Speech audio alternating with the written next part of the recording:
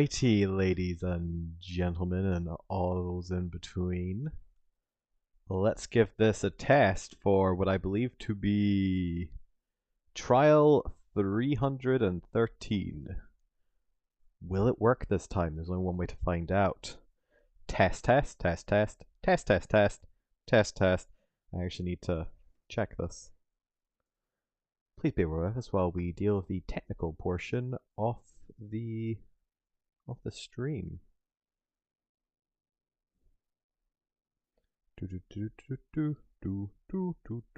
Is this coming through? Okay.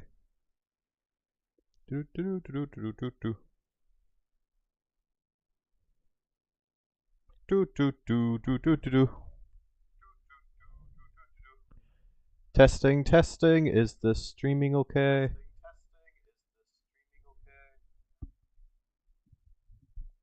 Ah, it sounds pretty good. Alright, let's test the actual video. Alright, I need so that's the old Jim. Are they a they as well? Or? He's old Jim. Pronouns are Alright, I think old that's Jim. pretty good. Perfect. And Rohim. Rohim is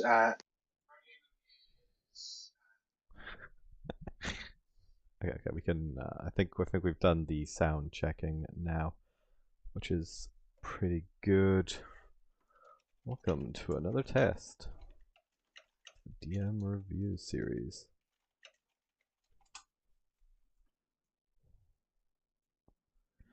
Everything's in the green. Ah, pause up on the screen. Okay. Pretty good.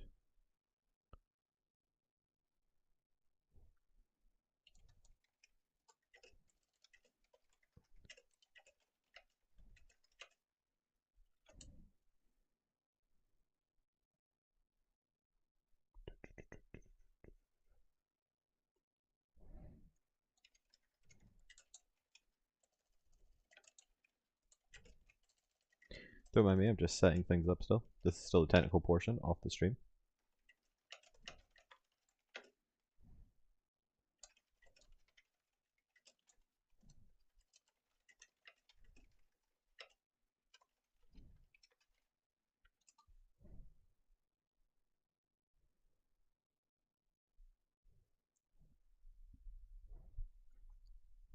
Bum bum bum ba ba ba ba ba ba ba ba ba ba ba ba ba ba ba ba.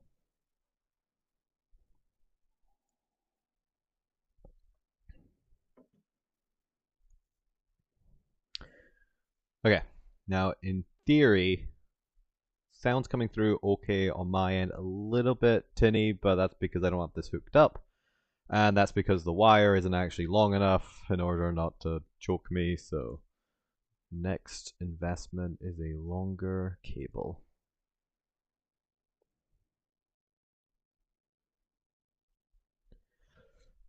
Well, that should be alright. I'll pull this a little bit further away.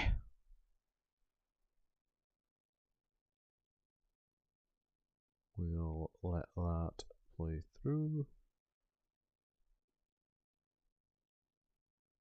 No, I kind of wanna.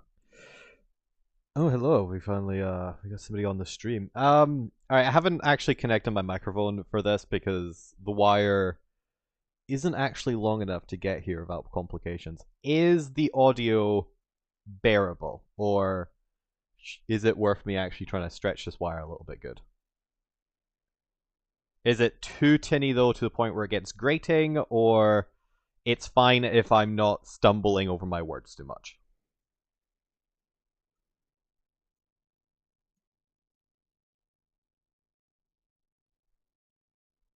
Okay. Well, if that's alright. I've also, in theory, I think I've set up Discord integration if you want to jump on and see how my connection handles that. But no worries if you're busy.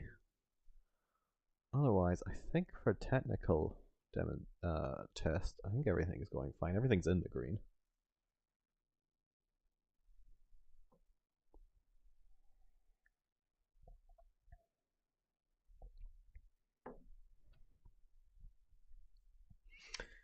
Then yeah, kind of tempted just to potter about for 3 minutes and then officially start at the 7 o'clock mark. Hello there. Oh, oh hello. So it seems to be working okay. Nothing's gone red. Are you able to hear the audio on the stream as well, or Yeah, I've got it playing through a different speaker. I've just been listening on my phone? Ah. How's your audio coming through on the other end? Any slowness? Any distortion? I mean, only the typical delay, but yeah. Okay, then. Ta-da! It's taken months and months of slowly upgrading infrastructure, but I can now finally do a proper DM reviews. Looks like your stream has downgraded to 480p though. Interesting. What's causing that? Everything's still green on my end. Would be your stream settings. Let me have a quick look on mine. What broadcasting system are you using? Twitch Studio Beta. I haven't sprung for anything else. Yeah, I would suggest using OBS. It's a free software. It's a lot better. That might be what I look into next. The only reason I've never done so is I didn't have the infrastructure to worry about it yet. But now that I can actually handle it. Yeah, now I can probably have the system and internet connection to handle it. I'll do that next. But all right, cool. Yeah. Well, for now, I guess we're just gonna go with a slightly lower quality. Chris reviews Littlest Kenku and points out tiny little corrections from whatever James has done here. Fair enough. Feel free to stick around and add commentary or. Oh yeah, definitely. Alright, we're exactly 7 o'clock. Let's go. Welcome back to the world of Alterra. This time, DM solo plus guest. Mm-hmm. We're going to be Hello, reviewing. Let's do a little bit about this series. This is Alterra DM reviews, where I go through periodically whenever I have the free time. And review one of the either one-shots or offshoot campaigns, particularly ones that I have not either played in or DM'd and have not actually had a chance to watch yet. I thought this would be a fun opportunity for us to watch this together and see my initial reactions and any initial cringe, or getting or pointing out technical or lore differences, or even just general commentary, because I've yet to see these. I'm probably not going to review the entirety of the one shot in one go. We'll see how long these last. This is also just a test demonstration, so might just do an hour, might do 2 or 3. We'll see how that goes. I'm also probably going to try and skip over things so that we are not just watching an entire one shot from start to finish. I'll probably skip over any combat or anything where they're doing plans or anything, because the primary goal for this is not only entertainment for anyone watching, but also my own enjoyment. And as much as I like watching these, I also don't want to sit through 5-10 minutes of people deciding what their turn is. So hey, with the power of I mean, from memory, there's not much combat until the very end. Ooh, we'll see how many lore drops there are then that I can critique. And actually, you were playing in this then, right? Yes, I was playing Kenku, which I can't remember the name off the top of my head. Then you can give us you can fill us in for someone who's playing it in terms of like how you found it, how you felt, any reactions you had at the time, etc. Mm-hmm. All right, that's AC I did also be pausing it whenever I want a commentary for those of you like me who's normal and can't coordinate multiple sounds of voices going on at once. What was I gonna say? No, yeah, I did test the video audio before you got here. But if it is too loud or anything, do let me know and I'll just adjust it. Got it. Passive perception 17. and they them. All right, we're getting into character creation. Passive investigation. Yeah, so 11. this would be James asking for same like questions for base stats, TR next. Wow. AC.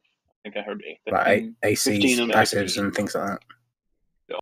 That's something that James does a lot more of than I do, and I think that comes down from just James having a little bit more experience in Adventures League, where it's a little bit more official.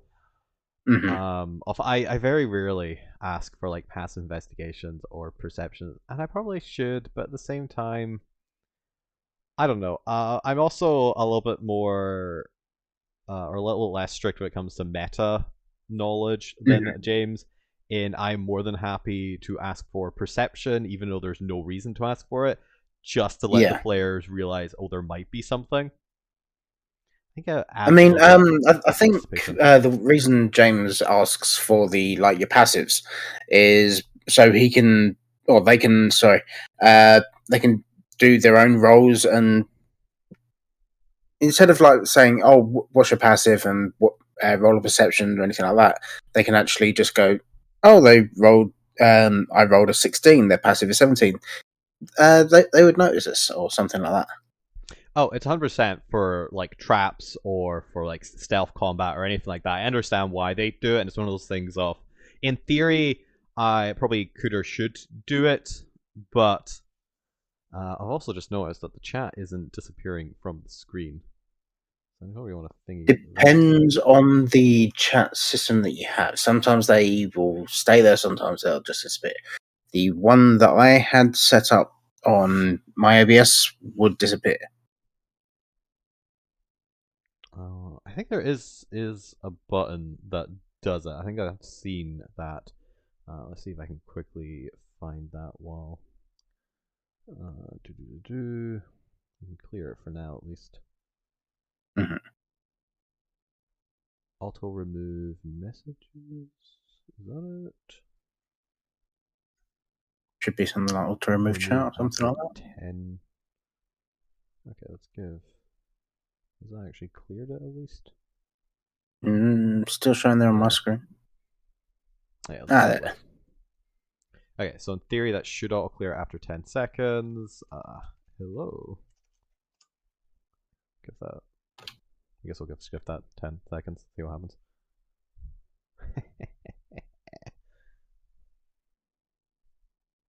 About 10 seconds. Yep, there you go. Okay, 10 seconds is a surprisingly long time. Okay, cool. So that does disappear after 10 seconds. Alright. Anyway, so character creation. All three of them. Yep. Oh, nice. The third one. So you want passive investigation? 12. Yeah. Oh, the big 12. It's a hard 12. Because I have seen the beginning part of this, so I remember correctly. I don't think any of you have AC 17, passive wisdom 15. I don't believe so. I'm just trying to remember the character that I was running on this. Passive perception 15, passive investigation 9. I know it was a white Kenku. Yeah, wise but not smart.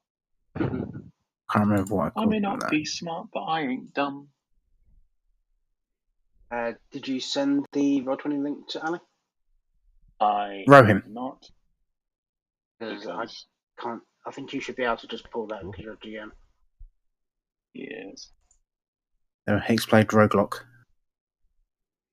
Okay, well, skip forward a little bit here. I think this is just James setting up for things.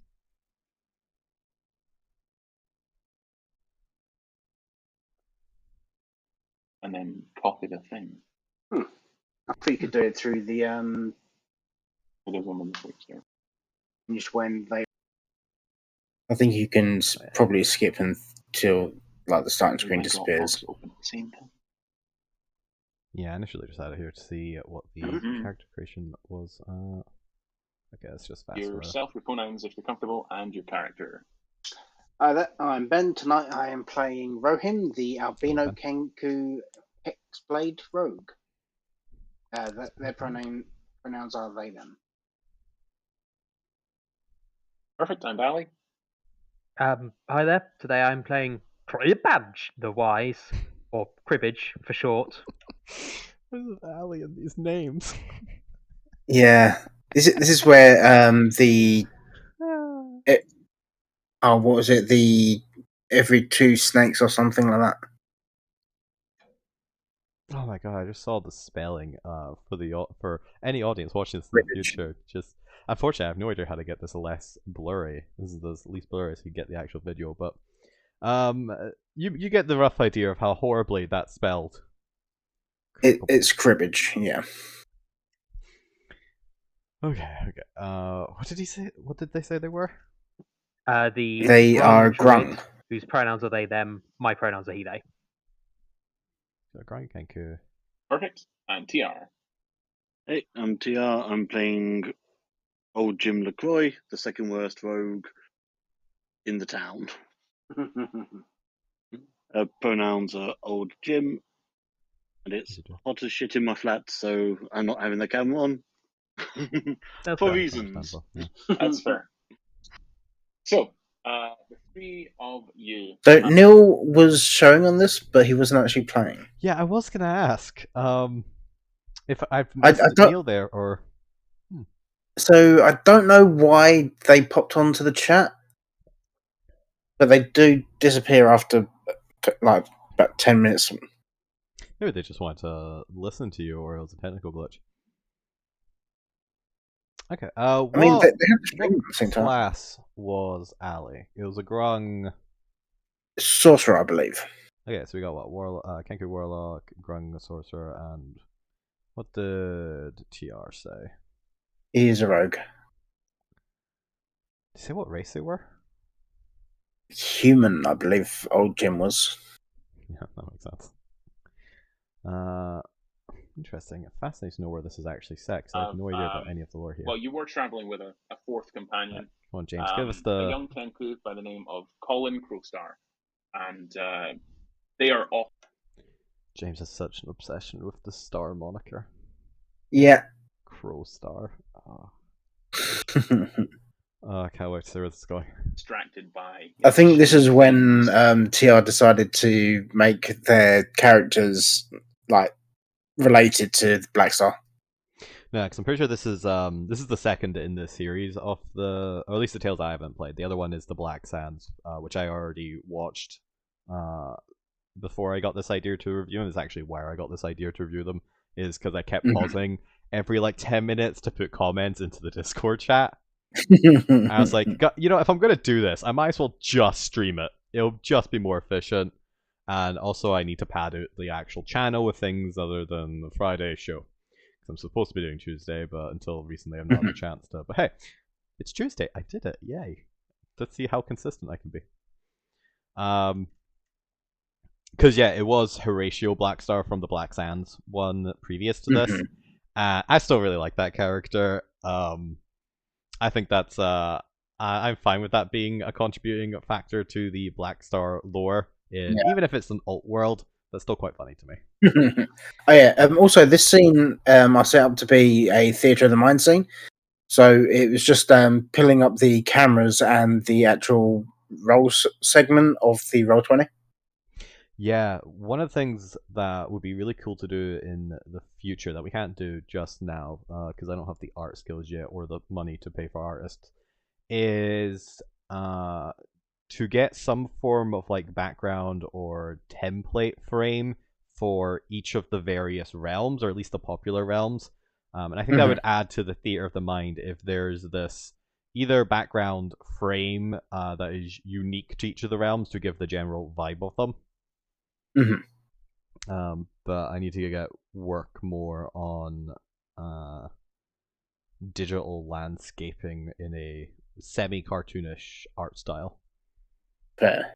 I think that's always what I've always seen Alterra, and it makes sense because Alterra is heavily inspired by animation, cartoons, anime, games, all of those sort of more colorful art styles. So it would be cool to have that. But okay, so we're looking for a little collecting things. You've been on a trek for a while through a rather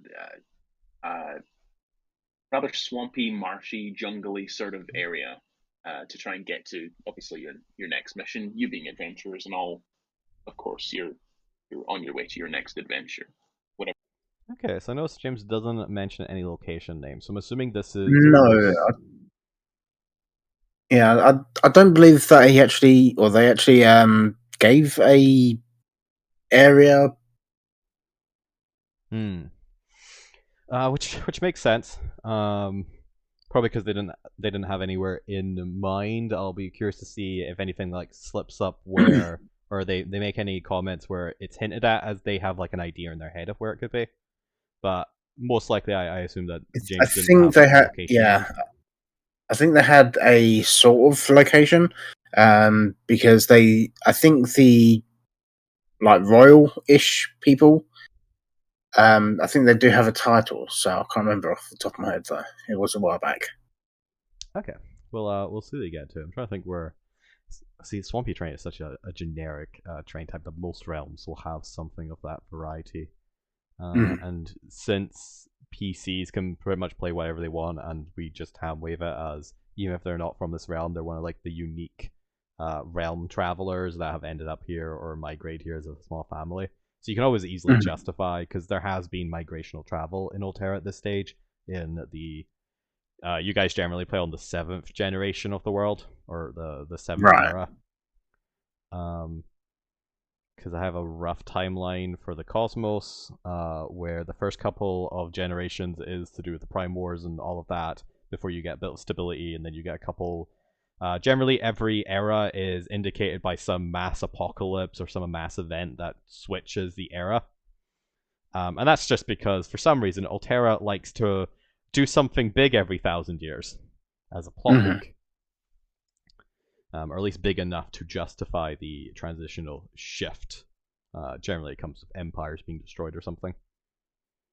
So we'll see. We'll see what kind of NPCs James is using. Whatever that might have been. But figure out a spot. After sort of stopping for lunch and then beginning to sort of pick up, so towards 1 o'clock-ish, you notice that Colin is nowhere to be seen. Not Colin, and you had to scout around. Eventually, you Rohim and old Jim and Cribbage, in fact, you've all got pretty good passive perceptions. You did eventually notice a few tracks passive investigation. and a couple of sparkles of sort of shiny dust littering the ground, and you recognized Colin's claw prints heading off, just sort of veering off at an angle. And of course, they do this a lot. They're pretty absent-minded, but you love them, because that's who you are. And you need to look out for them because they are basically a kid. They're only like 12 or something. They're like your apprentice, basically. Hey, that's older than Aang when he defeated the Fire Nation. Who knows what a 12-year-old can do in anime world? The work experience kid. But yeah, you've tracked them to this small village. I mean, I think like the Magical Girl Madoka things, they're like about 11, 12 years old as well. Yes, for some reason, cartoons and anime in general, because you see it in both Eastern and Western interpretation, really like to believe that 10 to 12-year-olds can do impossible things. And it makes sense. A lot of these are geared to kind of garner in that audience, and what sort of 12-year-old doesn't want to believe they can take down the Fire Nation? He is protected by 12-foot tall stone walls. Pretty decent looking. It's clearly a village. It's not massive.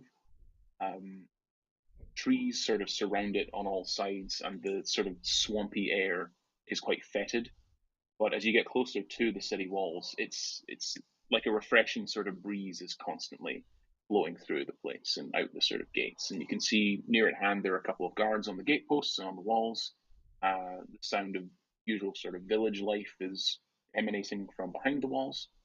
Smoke drifts lazily from chimneys and from campfires, and the smell of cooking food and people going about their day-to-day lives is happening. You can also hear the sounds of sort of smithy working happening. Definitely the smells of animals, well, and the sort of vague sort of rumblings of what is clearly digging going on beneath the ground. It must be some sort of mine. Yeah, and you're at the gates, really. Not a bad intro, but one of the things, and it's one of the things I need to get better at doing with these, is you generally want to latch on to 1 or 2, maybe 3 if you're doing a short description, especially if you're describing an entire area. That effectively like flavors the area or colors the area in. Because a lot of the description there was very generic. You kind of get you know what to imagine it with, but you get a very almost kind of grayscale generic like picture of the place. Whereas you really want to focus on something unique to it, and that's kind of the thing, especially when you're doing travel episodes or you're doing one shot specifically, where you're only going to be at the place once. Is unless you can spend a lot of time building out the character of a place, you need to give the character 1 or 2 things that are noticeable about it. And same goes for NPCs, right? You need to give that NPCs or focus or highlight something unique about the NPCs, and it kind of goes similar into, I guess, like even like novel writing or script writing or anything like that, where most people won't ever notice mundane details. They'll latch on to what is different. They'll latch on to the fancy hat, the fact they're wearing a cane, the fact that they're hunched, the fact that they're a 6-foot insectoid creature, things like that. And you can apply that to cities as well to give them a character, because you very much want your settlements to be it. And this is where you'll end up where I try and give 1 or 2 specialties to a place and really focus on that. And sure, a city will always have those little bit extras, right? Because cities generally are quite interplaceable, and in real life, you can pretty much go town to town and never tell the difference between them. But it's one of those major things where fiction has to be a little bit more interesting than reality. Of sure, it makes sense that all these towns are identical, but that's not good fiction. I'm also fascinated by the fact that James hasn't mentioned what these guards are, so I have no idea if they're human, if they're grung. So we'll see if they mention that upon a closer inspection. You are able to get in fairly easily enough, following the tracks. Not a terribly great deal of trade comes through these gates, but you are let in. You being adventurers and all, you could take the guards. They're pretty scrappily dressed, just leather armor, short swords. Just usual sort of village guards, really. If something like a giant monster came through here, they definitely wouldn't have been able to defend themselves. But yeah, you're inside the town. You find yourself in this area. It's the it would be the commercial district. So around about you can see. Okay, so just skipping over any interaction with the guards. You think that interesting that there's not a scene there to ask the guards if they've like seen a child come through here, if the child wasn't kidnapped and there's actual like prints.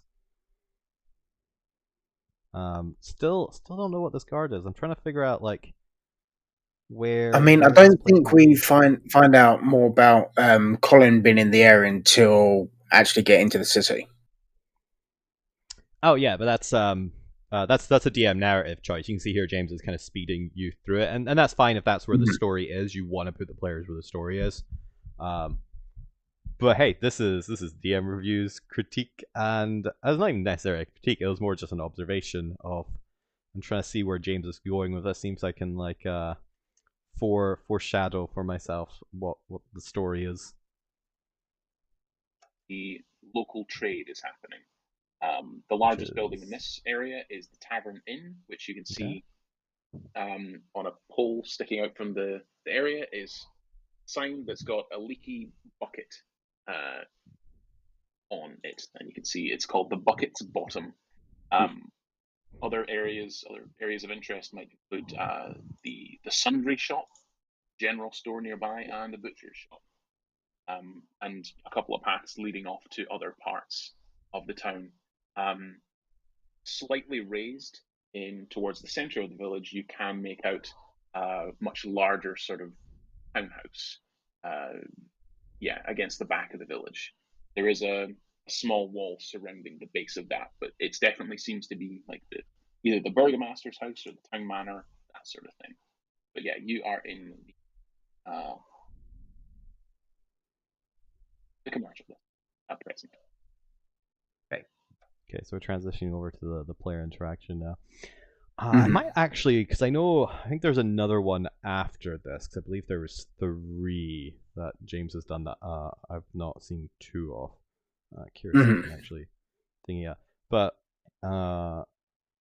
instead of going straight into the next one, I might actually review the one that I ended up doing as an impromptu kind of improv one, just to Right. see how many of Wait. these rules I break. Which was that one? Was that the one where I was playing the fire genasi? Maybe it was the one where you were set in Akaba and you were Yeah. Against the Mummy Lord. Oh, you mean the one that James has done, or the one I did? No. I'm talking about the one James did. It was set in the desert. So I now have we now have playlists on the YouTube channel because I have some free time. Mostly because it was only ever like one stream on the YouTube of just like all the videos. I was like, you should probably actually have the playlist of various things. I've only done 2 of them. I've done the Tales one and the Rise of the Rap Noise and the Archive one, but I need one for just the generic one shots that aren't part of a collective. I'll do that later today. Cool. Because yeah, the Curse of the Sands one, I'm assuming is the Mummy one. God, it's the Probably one I watched, then, yeah. and I can't remember. The Littlest Kenku, and then the other one is the Vampire's Hunger, which I'm assuming doesn't have a Mummy Lord in it. Probably not. So before I do the Mummy Lord, I might end up doing the, what did I call it? Is there all videos here? Oh, here we go. Let's actually get all of them. Was it before? Apparitions of the Opera. That was the one I did. Were you in that one? I think you were in that one. I think you've been in all of them. Yeah, I think I was playing a bugbear in that one.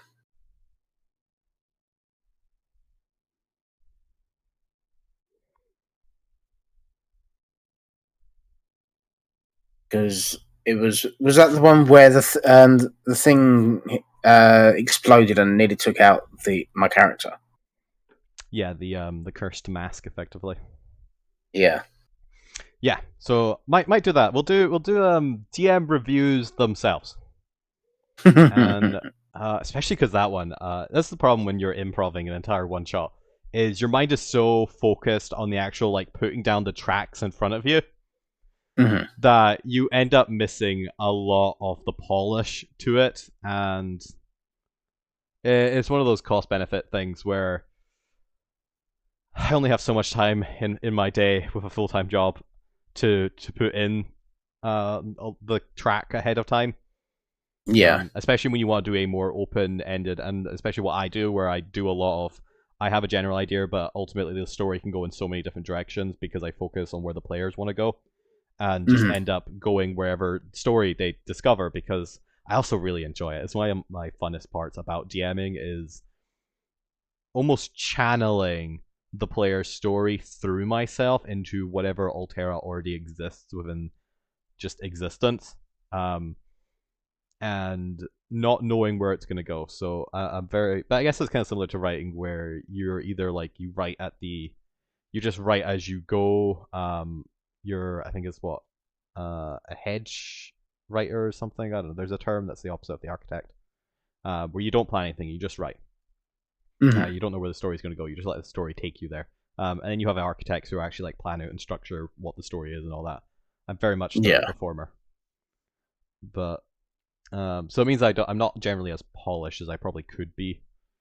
But I also find I'm much more able to easily react to player agency, which is kind of the benefit to the cost.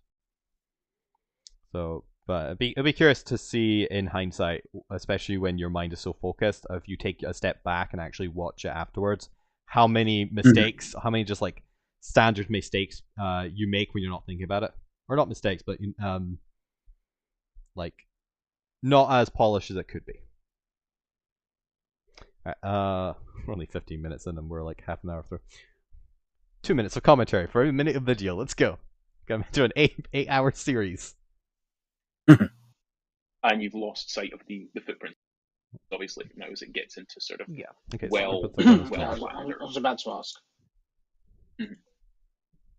So were these guards on the wall, or were they There's a near couple the- sort of patrolling the wall, and there's two I like how Ali's even thinking of going like back to the guards and asking them, "Hey, have you seen a Kenku come through here?" by the gate, sort of seeing people to and fro for leaving to go foraging for supplies and whatnot.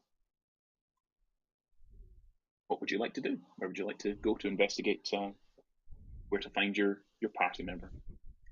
Damn it, I want to know what race these people are. Is this like a cosmopolitan mixed village? Is this a village of lizard folk that you should be concerned about eating you? Eyes of the Watcher may have seen our I feather fall. I don't think they really specify on the guards or And anything then like that. Cribbage will walk up to a guard. Yeah, you walk up to local guards. They would be half orc, Okay, half orc. quite tall, quite broad-shouldered. Obviously, just wearing leather, but the spear that he's holding is about 4 times your height, about twice as big as he is. And as you get Yeah, to be fair, I think they're just going with cosmopolitan mixed race effectively. Quite likely. Which is fair enough. closer to him, his grip, you can see his grip sort of tightens on the spear, but he doesn't attack you. Quick question. I'm about 3 foot tall. So is it like a 12-foot tall sphere? Okay. I Yeah. mean, so's so's I Rohan. think the Maybe video small creature. volume's a bit lower than like the actual camera or our volume at the moment as well. First, I think that's maxed out on the thing. Is it still hearable? It's still hearable, yeah. That's fine. And to be fair, if we're talking over, we're probably not talking over anything relevant. Otherwise, I'd pause. Fair. Yeah. Yeah, he's a 6 foot tall orc, half orc with a 12-foot tall spear.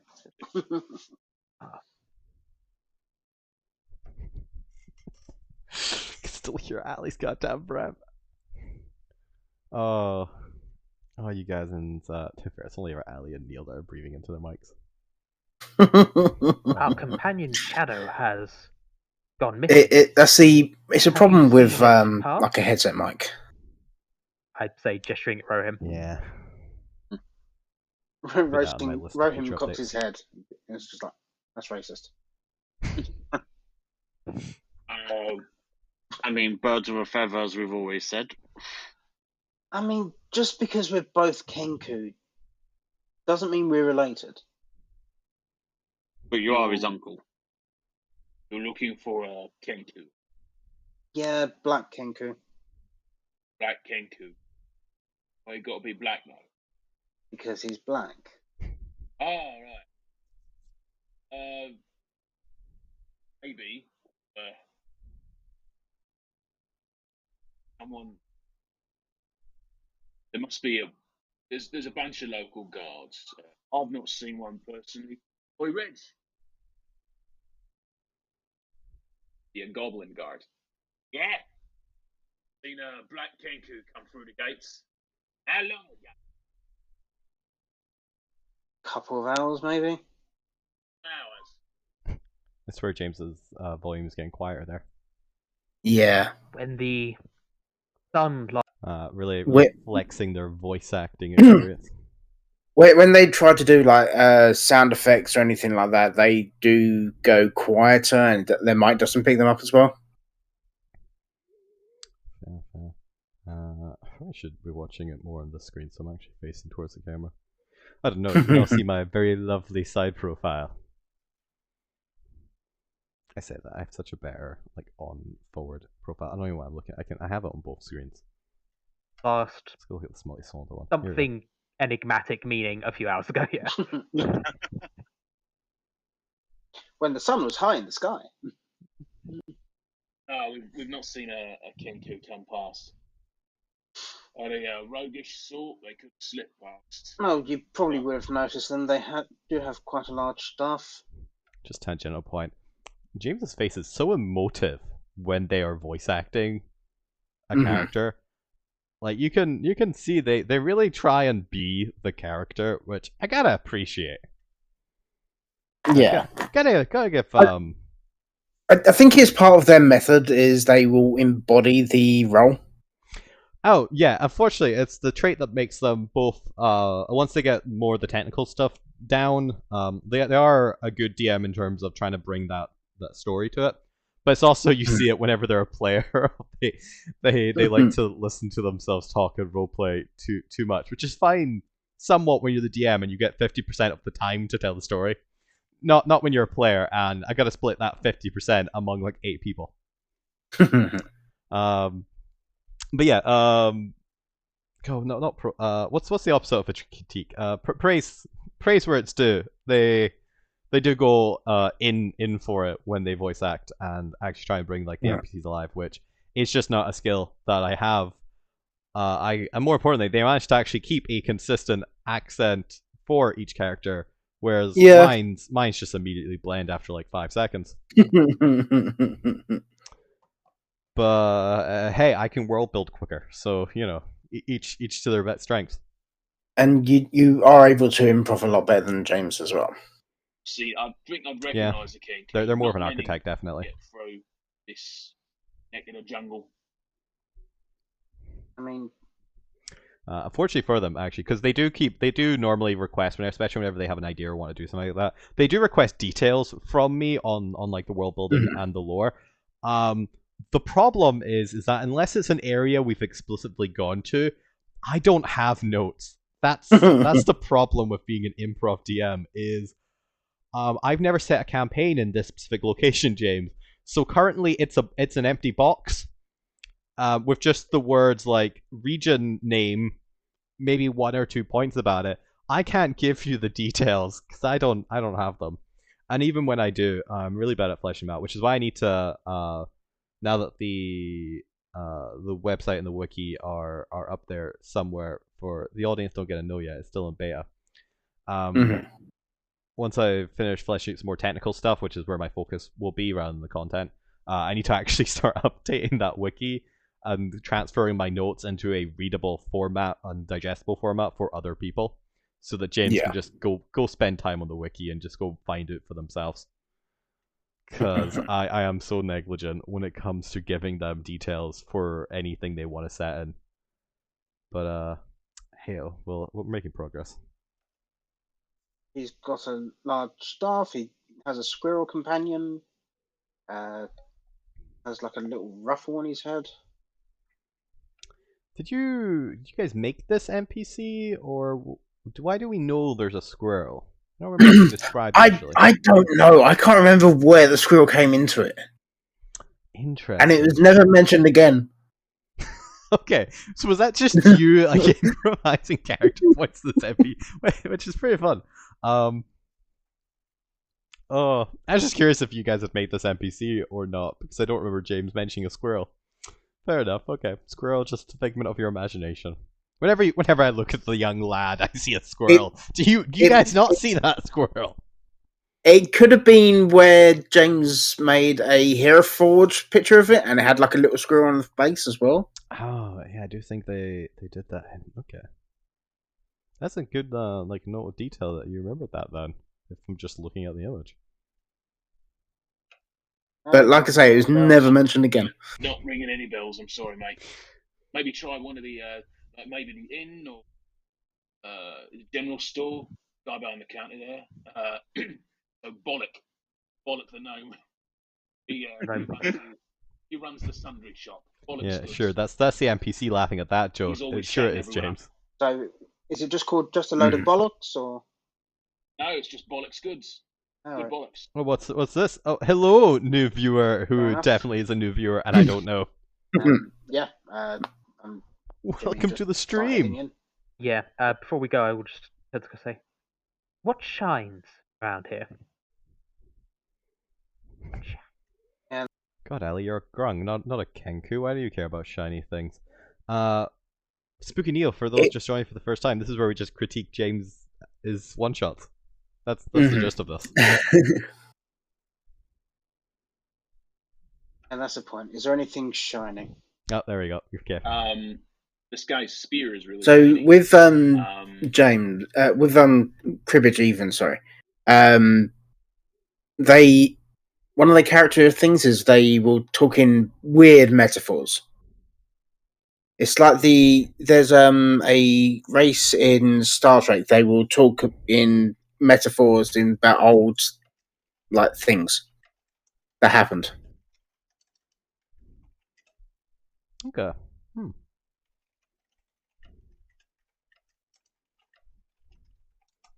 Gotta get the audience participation going.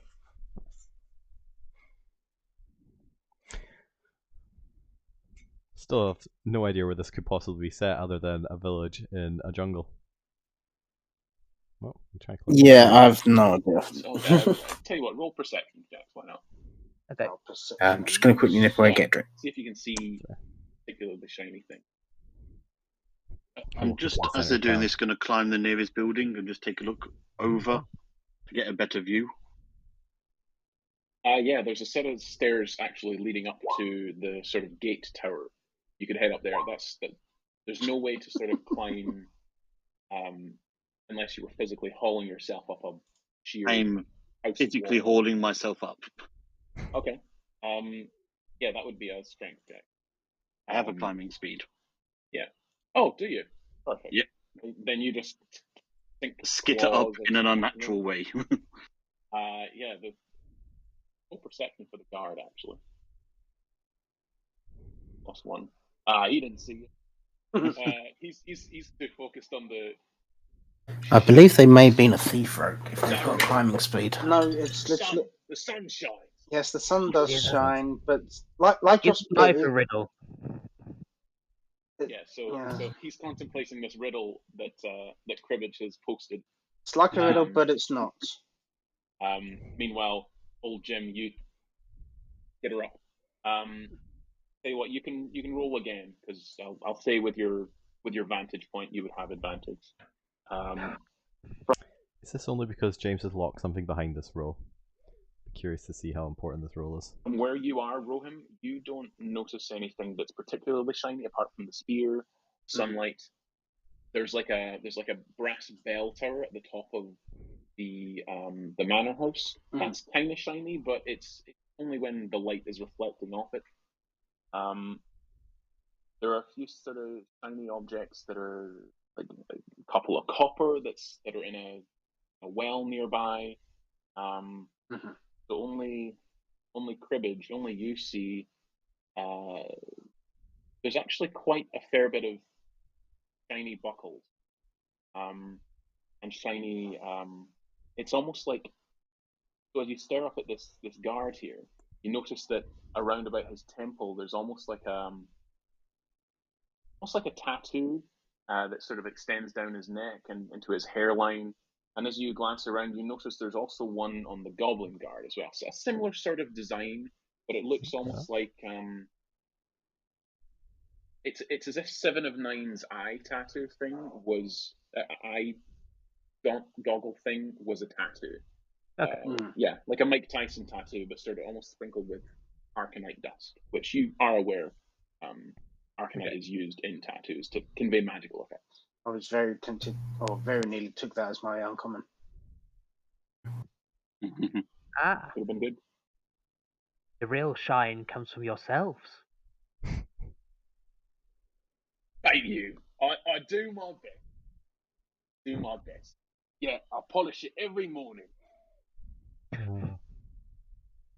Oh, he's referring to that. Yeah. I thought They do go into the description of things every morning. quite a lot as well. I polish my gauntlets and my spear every morning. Thank you for noticing. Yeah, they also just really enjoy playing that half-orc persona. Cribbage nods sagely.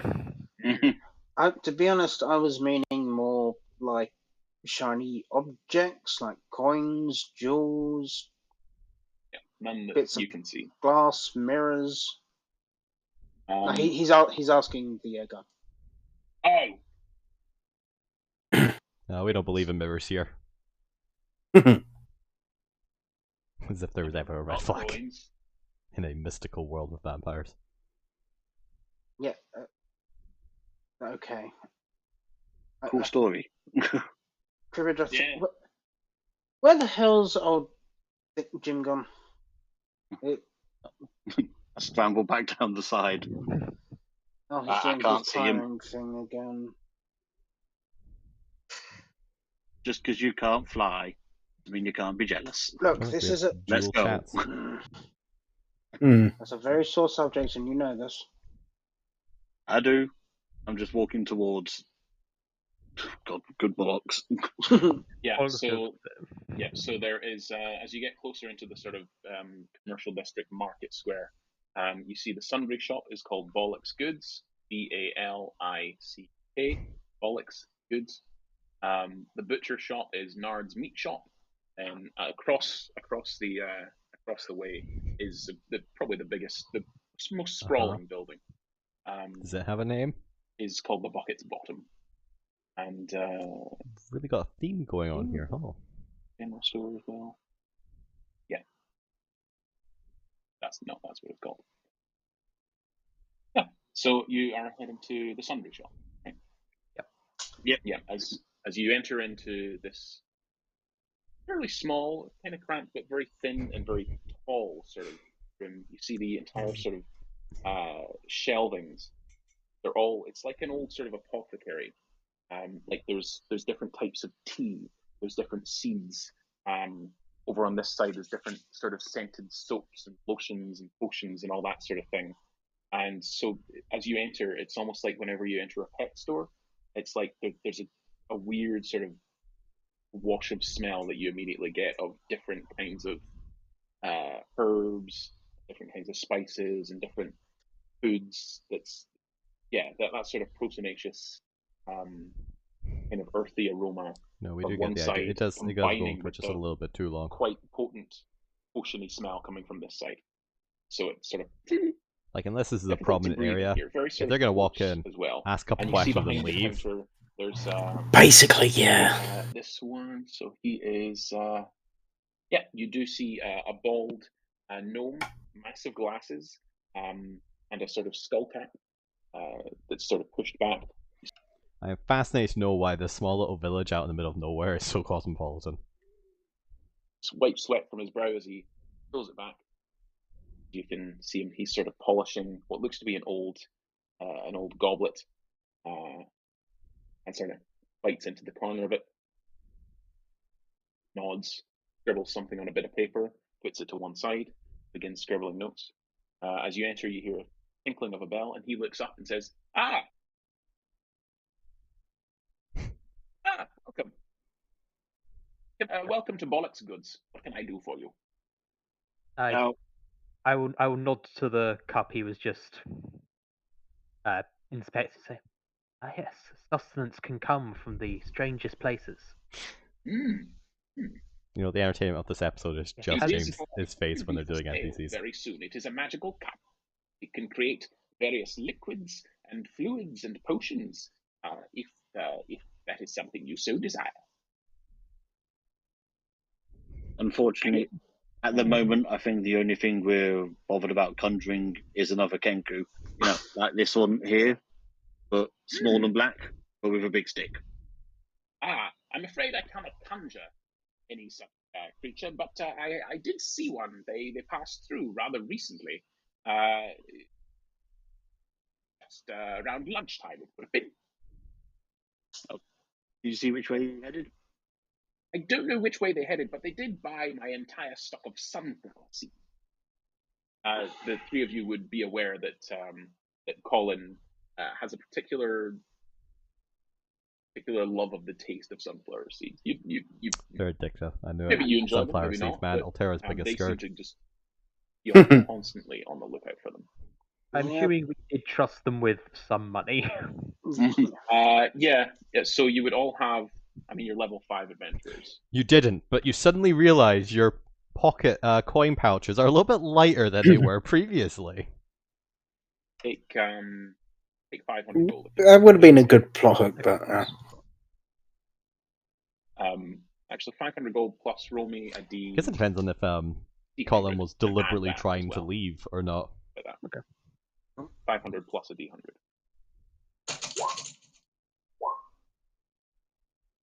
Yes, bought a rather. I think they got a message or something. Oh, no spoilers, but come on, we're only like 28 minutes into the episode here. Gotta leave that up to It's, Suspense until we get there. I won't get another shipment in for 3 days. If that's what you're after as well. Looks the other Kenku. Oh, Do all Just Kenkus looking want some for our politics? friend, but thank you very much. And I'm going to go out and start looking on the floor for sunflower seed. Right. It's bad Hello. out. Roll me a survival check yourself. Anything either of the other two of you want to do? Do you want to buy anything from in here, or head out and assist? Or So how much would that goblet be? I haven't fully priced it yet, but I have been able to identify its magical properties. I would say rather uncommon piece. I would say somewhere in the region of 300 gold. So it's 350 gold, I would say, is very fair.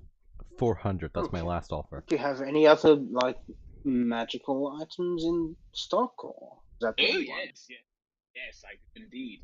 This circlet here will enable you to breathe underwater. This one here, this ring, will increase your ability to. Oh, thank God! I was worried we weren't going to get a shopping episode in this one shot, but my relief. My fears have been subsided. We have a shopping segment in the. Stave off certain magical effects, make you increase your strength and your nimbleness, and increase your general bodily activity, and also it's an invisible shield over your skin. This thing here, and essentially pretty much all uncommon items. I mean, I think the main reason I asked was in case James had any items that would be plot armor or anything like that. Oh, yeah, some kind of MacGuffin.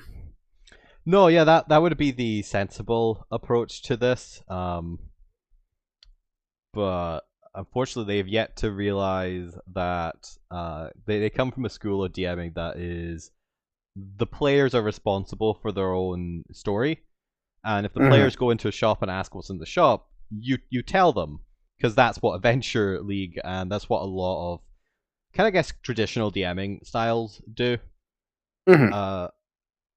The problem is that James has yet to learn the very valuable lesson, especially with this party, of don't trust this party to make its own fun. I've seen you guys spend 2 hours doing builder item mechanics. Never give them we the spend option. 2 hours trying to get through a door. So no, but at least that's a part of the challenge and is part of the fun is watching your failure. Discussing mechanics and magic item creation for 2 hours isn't quite in the same vein. And you can kind of get away with it a little bit on a more long form stream. It's why you see people, you see shows like Critical Role do a little bit off it because you can kind of get away with it if it's. But then they also tend to focus on more on the role play aspect of it, whereas you guys will just focus on the actual buying part of it. But that's fine. This is where you get into DMing styles and suiting that style to the player base that you're thinking to. Yeah, you just took your time. You did eventually succeed on the various door challenges. There are some groups where you want to be less hands-on because they are able to dictate their own story, and there's some groups where you want to be more hands-on just because they prefer a more tailored experience, and both options are valid and fine. It just comes down to some groups will have a collective play style, or you'll have people with various playstyles in that group making some form of a playstyle, and DMs with different playstyles. And sometimes they don't mash, and I think that's also fair and fine. This is why you should shop around for DMs if you have the luxury and opportunity. But I guess that applies more to official forms, or I guess more structured forms of DM grouping, like Adventure League and like other groups or conventions or anything where there are multiple DMs. If you just have a friend DMing, then at that point you kind of have to adapt and compromise to each other. Yeah. That ring. This is your nimbleness. How so? Yes.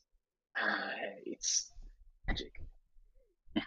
And how much would you be charging for that? It's really strong coffee, and it will make you run very quickly to the nearest toilet.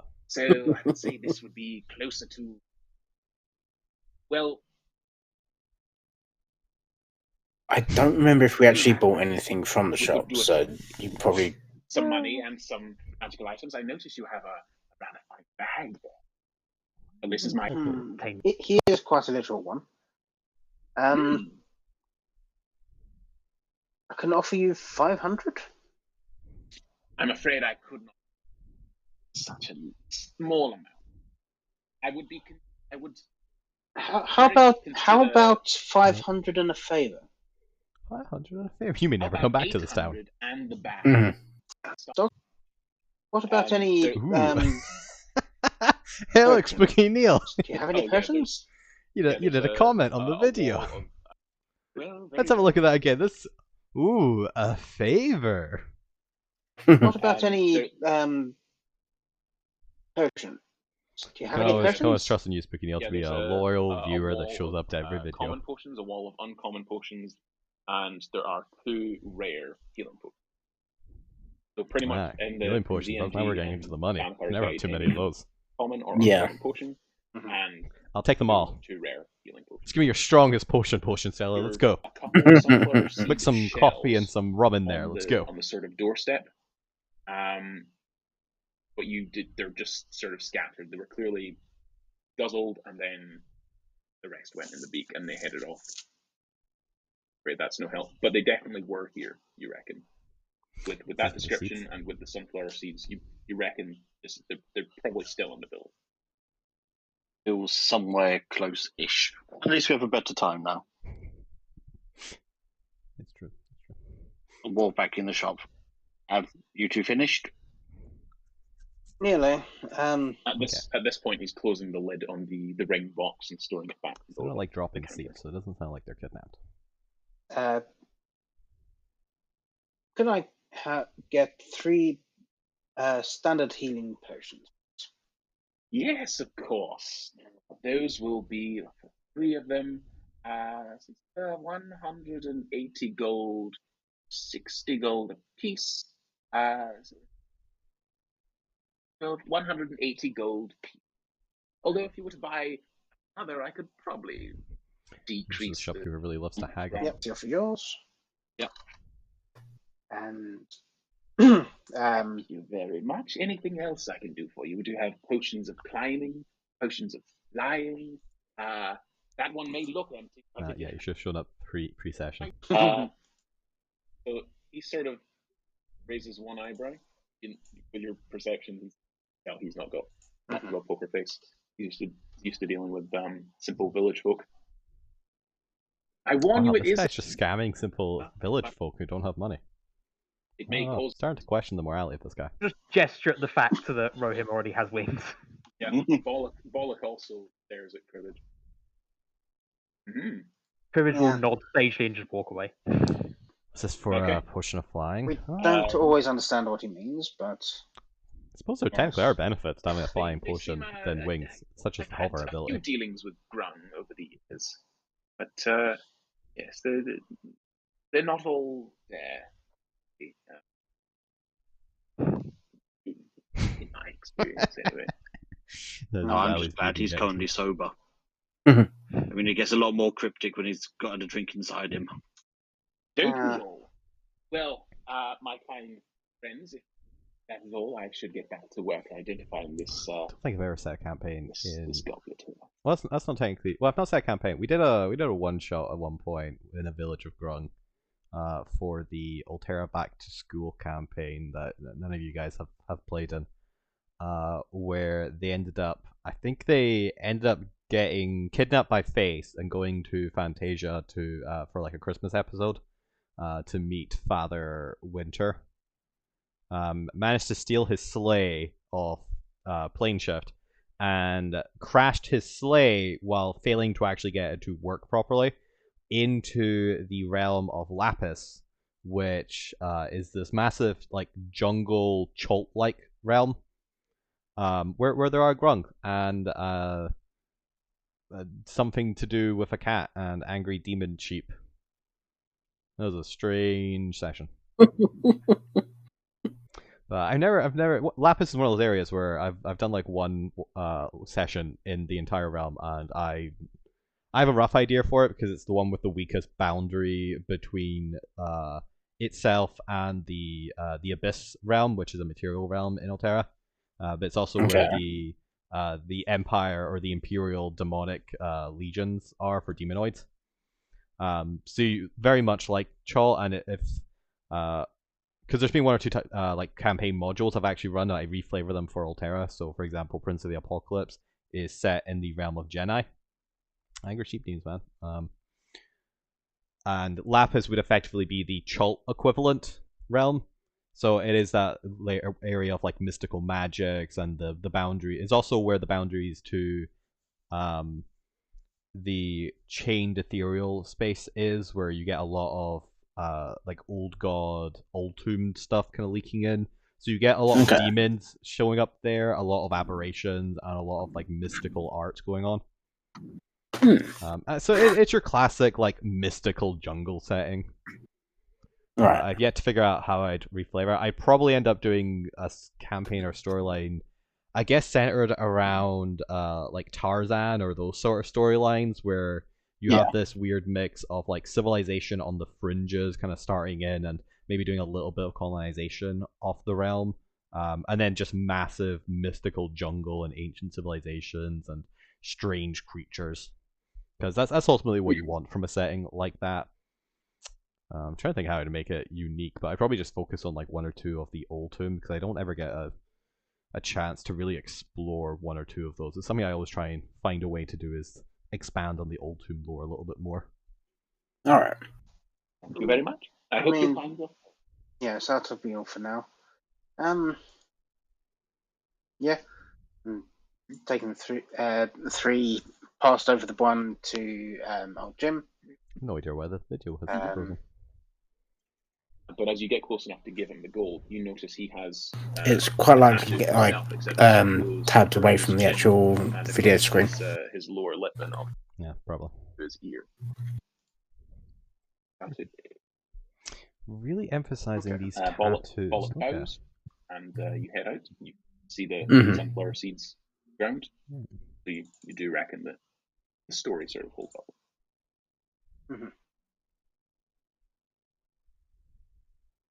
Where to next? You're still in, obviously, the commercial district. The Tavern Inn, the Bucket's Bottom, is still there. It was a case of like the kid just got a message. It's one of the weirdest plot hooks of getting a party to care about a story and getting them involved. Of just, yeah, you have the, oh god, it's the Scrappy Doo method. That's what that is. You have this little child NPC in the party who constantly is the reason the party are getting involved with stuff, just because they are. I mean, it's kind of the Monty Python and Holy Grail Lancelot getting the message sort of hook. It's an interesting one. The butcher shop, a couple other places. As you head out and sort of look down the main road to your left, you can see the sort of residential district.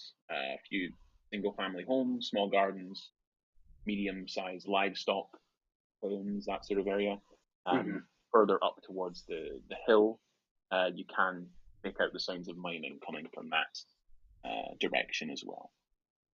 Now that I'm outside, can I also have a look for? It would be another survival check. It would be a slightly higher DC though. Okay. While you're doing that, you do also. There are a few dwarven miners, a few elvish miners as well. I don't believe we ever really followed that up. Into the Bucket's Bottom, and because that's like the perfect like setup for all the small town. And I did something similar to this, which I'll talk about in a little bit, because apparently this is also just Chris Stroh's old lore. It's a good setup for like the town has uncovered something of the Cthulhian nature, and that's why the child's been like called towards it. I guess you kind of go multiple ways there. You could do old god Cthulhian. Found old buried kaiju sort of thing. Yeah, or you can go down like you've uncovered a curse, or you could do something. that general negative area, like maybe you've unleashed a monster onto the town or something. Right. There's a lot of avenues for it. It's a good generic plot hook, and you see it a lot in various like small town shows where they've uncovered something like the gates to hell or the gates to another world. There's a lot of different ways you can go with it, and I guess for Christopher Kant's previous, since it is technically relevant to Eros and Akaba, there is a small dwarvish mining town just north of Akaba, which is one of the main locations. Before you get to the dwarvish main city-state of Steamforge, there's a small mining town called, I think it's Iron Deep, because I'm not very original when it comes to mining town names and just end up referring to them as something in terms of metal, distance, depth. But I think it's Iron Depth. Oh, it's Iron Depth. That's what it is. Yeah, it's Deep Swell in the Shattered Altsphere, and it's Iron Depths in Akaba, or in Eros. But the players stop there on their way to Steamforge in the original campaign, the original series, or Alterra original, as I like to refer to it, where the towners are incredibly sleepy. And this is actually a plot that I kind of semi-took from an episode of Stargate. For anyone who's seen the later seasons involving the Gua'uld Earth experimentations, where one of the Gua'uld... I won't spoil it for anyone who's not seen Stargate at this point. Go see Stargate at this point. It's really hard to actually find somewhere to either watch it unless you want to pay for Amazon's MG service. Just such a pain. I've been trying to find a good like Blu-ray source to actually buy the DVDs, but dear God, are those things really hard now. But you know what? It's like 20 years old at this point. If you've not seen it, don't worry about it.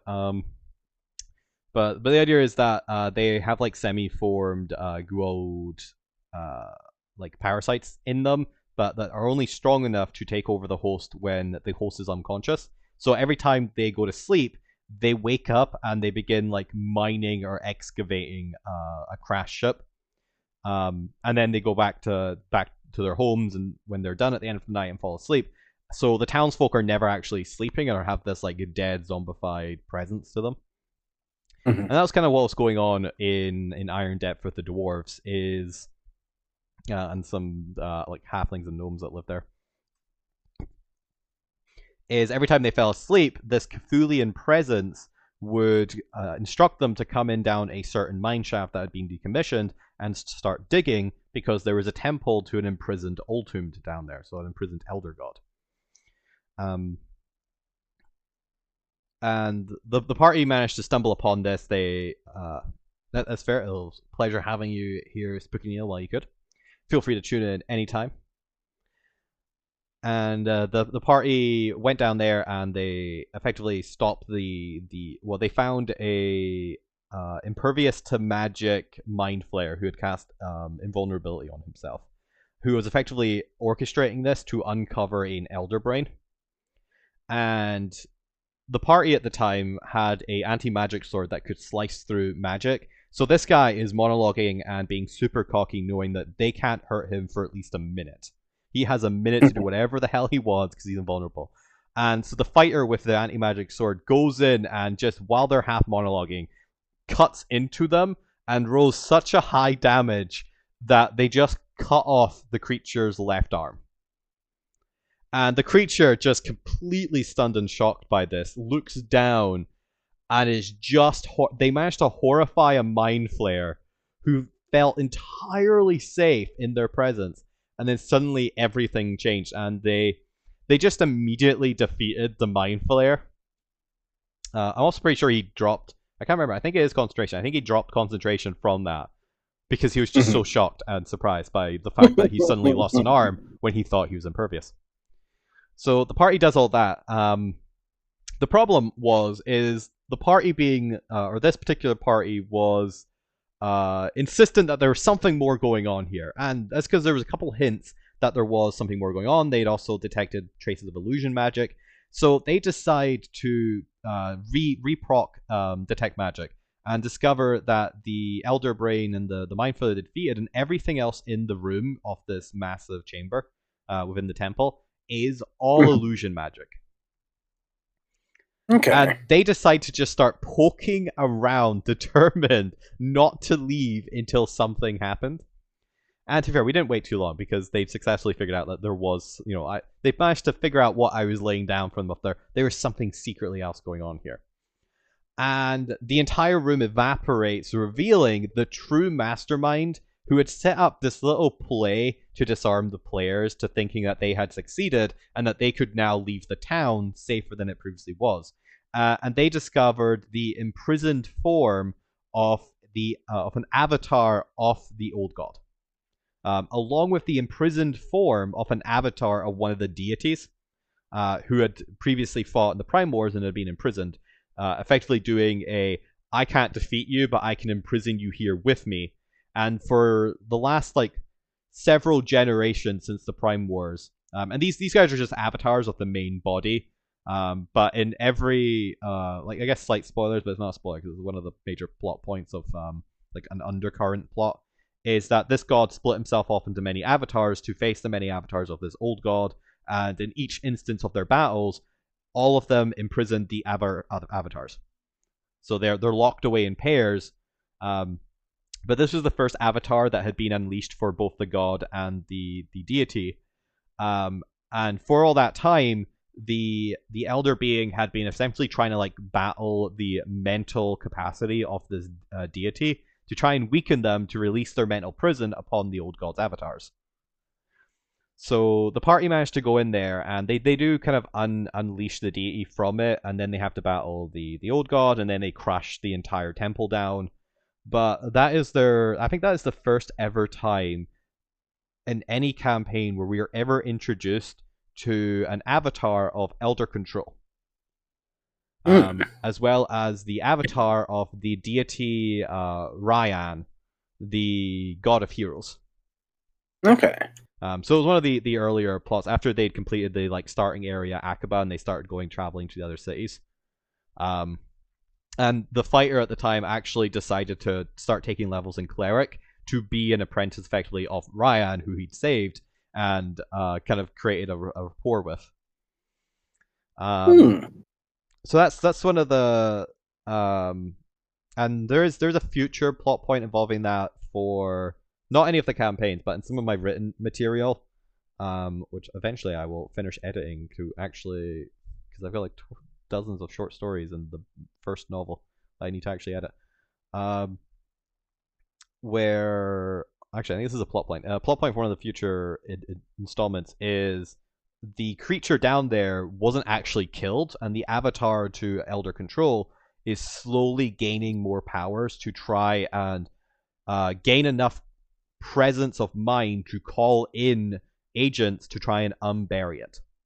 So there is a trapped, semi-slumbering, kind of reserving its strength avatar to Elder Control buried in that town mine.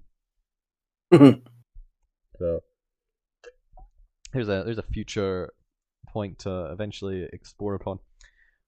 But there's so much you can do with the Sleepy Town has just uncovered something in the mine's plot hook that there's so many ways you can go about it. There you go. There is Chris Recants, a story from the past. All of them do have rather shiny Only 40 minutes into this. items, Yeah. pickaxes and mining tools dangling from their belts. Rohan Since you will were give on the you. lookout for shiny things. Yeah, Rohan will give you help with that because he's looking around as well. Okay. Are you proficient in survival? Yep. Cool. Then you can. James is getting so distracted by this shiny thing So, part. Rowan, I want you to think. What have you got? Yeah. He's been fed. What's he doing next? Could be anything. He's easily distracted. Means access your inner Kenku. Where would a feather fall after growing a seed? What? I kind of understood that one. He's Perhaps getting the better. beings of the ground will know. So with a 12, I'll say that you do get a little more. You can see that there are a couple leading up to the door of.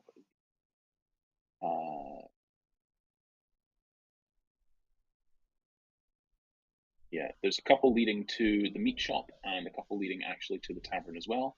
And there's a few more just sort of scattered around the square.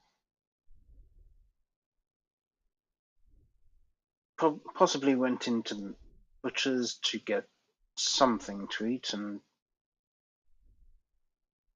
then possibly gone into the tavern to have them cook it. Right, so let's skip it and let's go to the tavern then. You head directly across the square towards the bucket's bottom, and as you step in, it's a large, smoky atmosphere. Amazing fiddle music through the windows. There's laughter. There's the sounds of drinkers laughing. Clearly, the miners have just a couple of them have just clocked off for the day. There's a few guards in here that are taken off their helmets, sort of thing, put their spears to one side. They're clearly off duty as well. It's about 4, 5 o'clock in the afternoon. So, yeah, by the time you caught up to your single party member, it's filled let's with. Grab a drink and we'll ask people. Yeah. There's also, you notice, a small sort of boxing wrestling ring towards one side, which currently in use. No, it wouldn't be currently in use because it's only about 5 o'clock. And there are plenty of sort of characters around. There is, there's a few folks drinking quietly in the corner. There's one all by herself, watching the patrons of the tavern. The barman's obviously taking.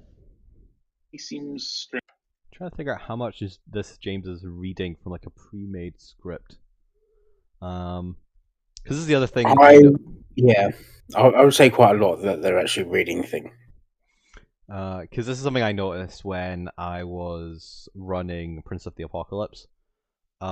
Is you end up just reading off the paragraph written, and even if you're like homebrewing, you're architecting things, you'll end up like writing out descriptions for yourself just to reread later.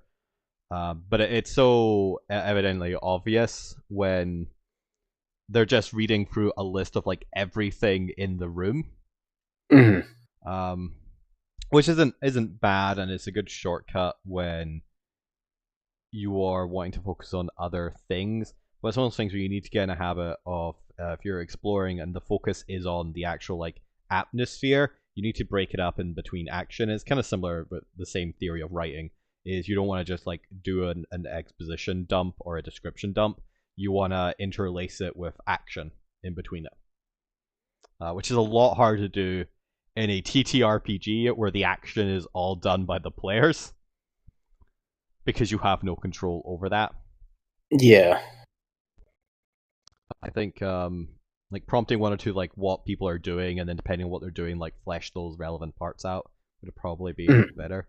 But again, this is why I'm fascinated to review my own work to see how much I break this. It's easy to say in theory when you have the presence of mind, but when you're focusing in the moment, it is hard to juggle all that. Oddly distant, quietly just tending the bar. There's a few rather large. He looks like so he has a Goliath who looks to have some sort of ogre or troll blood in him. There's a guy by the ring, sort of busy setting up a fight and sort of doing bets and all that sort of thing, and a couple of gamblers that look a bit more like sort of counting their winnings and sort of deciding what to do and looking up with anxiety at the bets. But those are the sort of main areas. You're in the bar. So first, Cribbage will take a stick off his belt and poke Rohim, point at the ring and say, "A ring for a ring, gold for blood." And then we'll point at the person sitting alone. Just checking what time we actually started the session at, and it was technically 10 past in the video, so that's like half an hour. It's been about an hour. Oh no, I'm looking at the actual like video time. The video's at 43, but you only started right. 10 past, so it has only been it only has only been half an hour in the video. I was trying to think like, because one shots have a weird plot structure to them compared to campaigns, simply because you have to try and fit everything in a 3 to 4 hour, in this case 4 hour session, which is a little bit looser when you have loose timelines as an online board. It was a massive problem when we were actually back in a venue and had to actually get out of the shop by like a certain time, and we couldn't just delay it by half an hour to an hour. Okay, so half an hour in, we're technically setting up the plot and story. It'll just depend on how much time we spend in this town and if all this like front end effort was worth it. Because you can do this sort of stuff if you're staying in the town and that's the port of the story. Like when you're doing murder mysteries or like Sleepy Town, half of them are cultist or something like that, or like an intrigue plot. The whole storyline does stay in the town, so. We're curious to see where that goes and how much of this information is actually relevant to increasing the enjoyment of the game. An untaken eye will see more than a covered pair.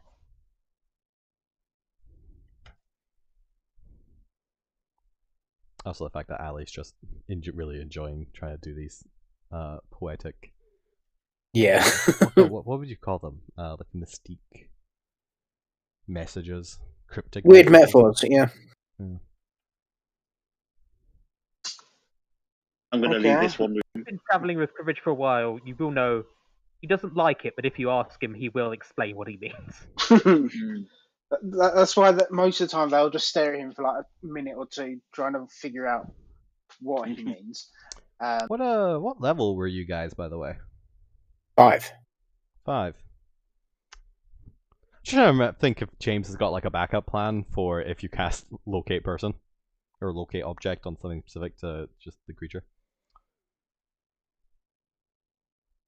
How fleshed out this plot is. Yeah. Their answer is probably just it doesn't work, which might be fair if there's like a valid reason for it, but I always like to see a good knee-jerk reaction. I mean, I know Rohan didn't have any locating spells. Speak to that one over there, yes. Yeah, Cribbage will go over there. So, Cribbage, you head over to... Rohan will go over with him. The person who was sitting alone. Yeah, so the two of you head over to... it's a young woman, sort of, looks to be late teens, early 20s, maybe. Good down, but she's sort of sat there, sort of fingers playing over a candle, just watching the bar. You can see as you approach, she sort of takes a notepad that was on the desk and puts it into a small satchel by her side. Based on the way she's dressed, the sort of necklace with a pouch of, you recognize, arcane focus, and definitely seems to be of a wizarding type. As old Jim, you head up to the bar, and after a group of a couple people who look a little on the young side, but the barman doesn't ID them, move off from the bar That's a great question, though. Should fantasy settings have identification on them? And do fantasy bars care about modern sensibilities and age of drinking? It's a real question you got to ask yourself when. I mean, there is a whole like D&D meme thing of a barkeep pulling out a massive book to see like different races and like age of consent, age of drinking, things like that. Yeah, that was a funny one. See, that's what it's a weird one because at one point it's kind of the main point and fun of having different races is that they are legitimately different, and how does society handle that when you have people living into their hundreds, still not technically being adults, and I actually kind of like the approach, and I don't know if anyone's seen the new Lord of the Rings of Power. I'm not going to spoil anything, but one of the things I've noticed from just the characterizations of that show that I kind of like is that how much the elves effectively act like 20-year-olds at all time, even if they're hundreds of years old. And I kind of like the idea that elves, while they live a long time, the problem with elf or effectively elf long age is that they never grow out of their 20s. At least not for hundreds of years. So you have just hundreds of years of these creatures being in their 20s. I mean, it's a bit like Grogu from Mandalorian as well. He's essentially a baby at 50 years old. Yeah, and it is that interesting thing. And you kind of see it kind of taken from the roots in humanity of what actually is maturity. Is it your physical age, or is it your experience of the world? And to some degree, that's also, you have to factor in chemical reactions in the brain. And it's an interesting one of, like, you have these 30, 40, 50-year-olds in modern society that, for all intents and purposes, act like late teenagers. They have the emotional range and are able to handle conflict like a teenager, in that they do it very poorly for the most part. And then you have these, like, young 20-year-olds, mid-20, even some like as young as like late teens, where because of just the circumstance of their life, they've experienced so much more in that short period that they are much better at like conflict resolution. They're much better at emotional regulation, addressing problems. They just have a lot more experience in terms of life to determine like new routes on how to handling various things. And it's that interesting thing of and also the other thing I quite like in terms of, and I was also taking to Morsai, of like, you always get this argument of, if elves live for so long, why aren't elves experts in everything? But then the same question applies to humans. You have 80-year-olds who have never learned to do anything with their lives. Like, it just happens. And it's that thing of, it doesn't matter how long you live if you're not doing anything with that time. Like, if you aren't actually going out of your comfort zone and experiencing and learning new skills, putting yourself into difficult situations or situations out of your comfort zone where you are actually gaining and learning and growing from it, then you don't grow and learn anything. So, like, for elves, if they only ever stay inside their elven enclave and they never have to deal with the outside world, they always just forage for food and it's always there, and they can procrastinate and like just do their hobbies as long as they want. They won't grow. And you kind of see that, like, anyone who's ever had to learn an art or a skill or a craft will tell you that it doesn't matter how much practice you have at a skill or a craft, unless you are deliberately trying to like improve. There is a difference between practice and like studied improvement, where you actually need to like critique your own work, and you need to have other people review your work, and you actually need to find what areas aren't working and deliberately focus on those areas to improve. So it's an interesting one. It makes sense that elves, if they've never had to address conflict, they wouldn't be these wise archetypes of, oh, they've lived for so long, they've seen so much. But what have they actually seen? Like, all they've done is stayed in their forest. So what experience has led them to being better or being more wise? And it's also the other thing of, like, character development inherently requires conflict, and growth inherently requires conflict. So if you never address conflict, you end up with these 30-year-old man children who think they can get away or do whatever they want because they've never had conflict. They've never actually had to overcome a challenge, which is what makes for growth. So yeah, there's DM's take on what is maturity, what is character growth, and why elves, unless they are deliberately going out there to learn, and it might be actually a good like plot hook for why elves get sent out on like an expedition between their like 20, like their physically mature 20 and like 100, is actually to address that very fact. Like, the reason they get sent out there isn't because they're considered children, or the reason they're considered children is because they've not actually gone and lived a life of adventure to justify having the wisdom to be considered an adult. And that's I always enjoy a good character like motivation that's just I want to get into trouble because that's how I grow. I want to have fun. I want to experience because it's why anyone does most things, right? We go out there because we want to travel, we want to see the world, we want to experience and grow and be better. So maybe that's just why an elf is helping out because I know it's dangerous and risky, and there is a slight risk of death, but hey, people free climb giant mountains, so some people are just hardwired that way. Hmm. Like Is it like pints the of cider, jungle? pints of cider and black, and they go off towards the ring. The dwarf barman looks up at you and says, "Hi," sort of vacant. "Hi, what would you like?" Wow, this barman is Let me just take not 3 having it today. pints of that cider and black, if you please, my dwarven friend. Sure. Goes about it. Doesn't seem to. It's unusual. Most bars you've been in, this bar people sort of make conversation, but not this guy. There are similar sort of arcane tattoos that you've noticed. Past perception 15. Similar sort of arcane tattoos up his arms. But Did nobody have Arcana to actually check what if there's any meaning behind these tattoos? Um, Or is just nobody thought to check yet? I don't think anyone thought to check it until like fairly late on. I'm just expecting for the next like hour for James to really be hammering home these mystical Yeah, tattoos, they do.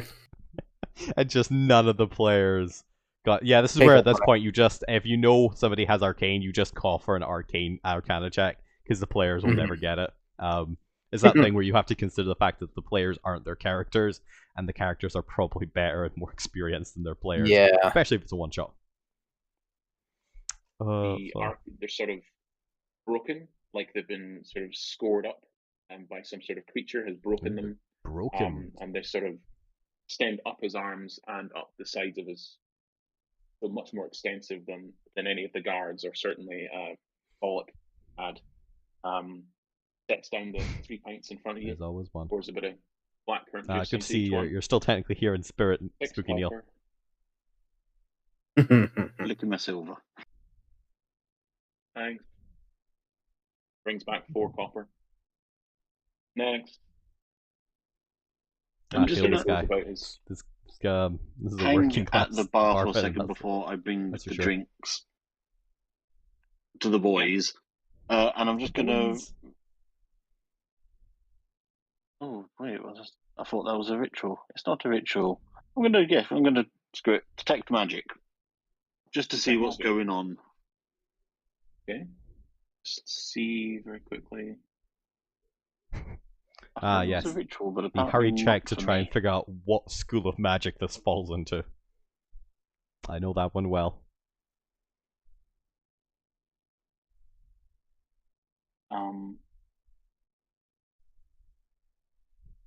What's it gonna be? Yeah, so Depending as what he- your class is, it might not be able to do it as a ritual. Yeah, that's fine. So as he finishes up serving the I think next person, they just wanted a sorcerers are single the ones pint. that He can. sort of Oh wait, looks they're around not the bar. sorcerer though. No one needs served. They're He rogue. grabs a glass and starts polishing it. You So do make old Jim was a rogue. Ooh, is he a? Ooh, he has a climbing speed though. So our theories was thief rogue, but maybe arcane trickster.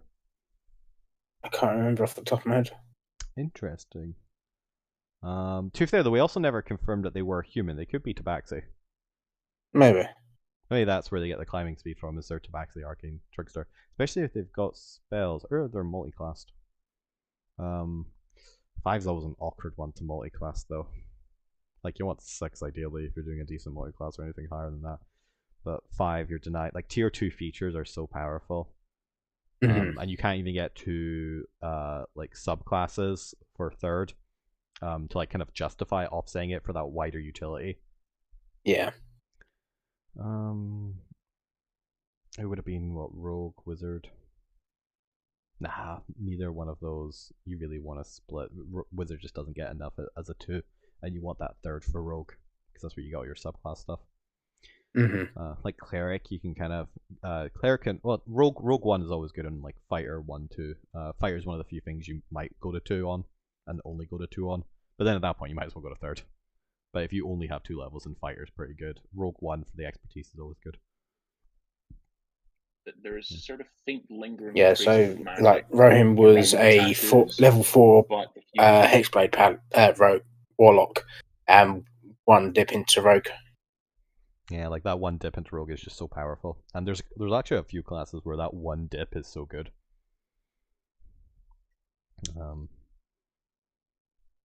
Yeah, warlock's one of those interesting ones because you get so few spell slots that like upping it to like a 3rd level spell slot isn't actually that impressive as it is for other classes. So you can kind of get away with just having like a 4 warlock without being like as big a blow.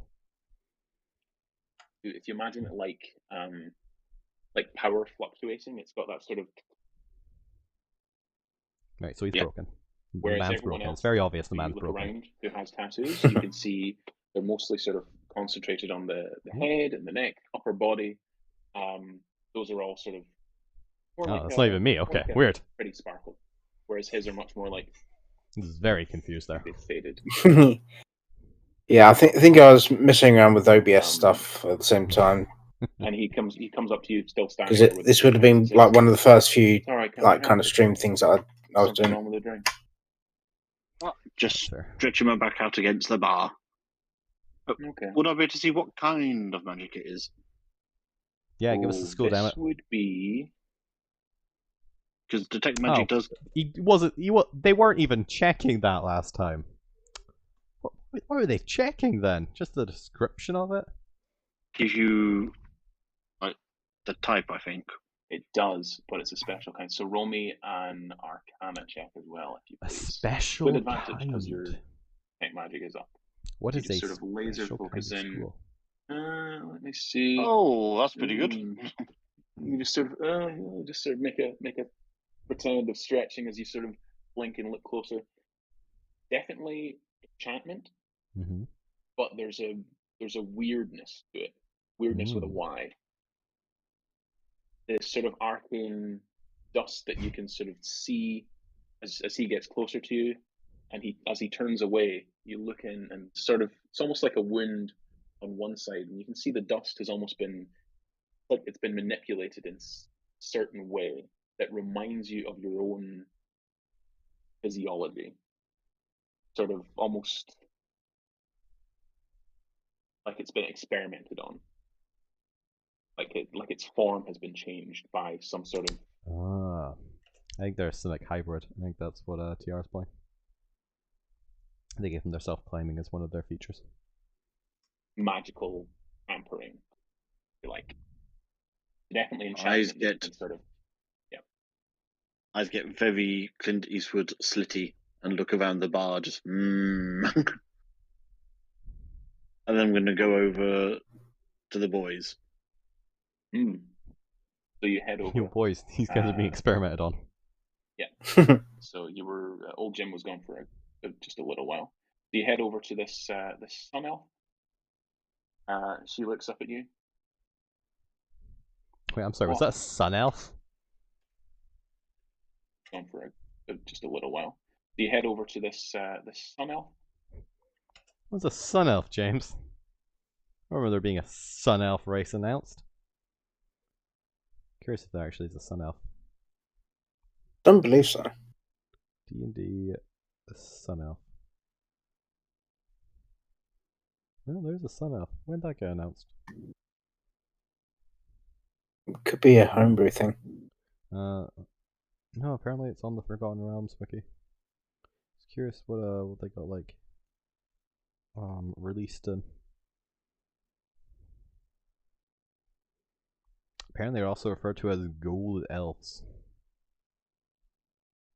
Yeah, there's a lot of picture art for it. I'm just curious where this is. Could be previous edition then. Nah, the art's too modern.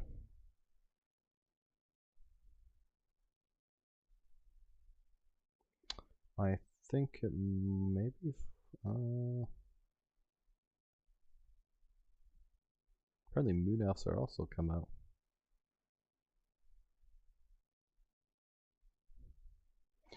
Ah, damn it. I really wish the wiki would just have like, this is the book it came in. Mithranir, Northern Ferrum, Western Harbor. Yeah, I mean, that's why I tend to go by Races on Beyond rather than the wiki, because the wiki will be homebrew and like previous editions and things and like that. Yeah, it's easy to tell the difference just based on the art and the wordings of it. So it's just a curiosity than anything, because I'm just curious which book they got announced. I don't remember them showing up. It's probably one of the ones that I've only like glanced at. Fair enough. Fair enough.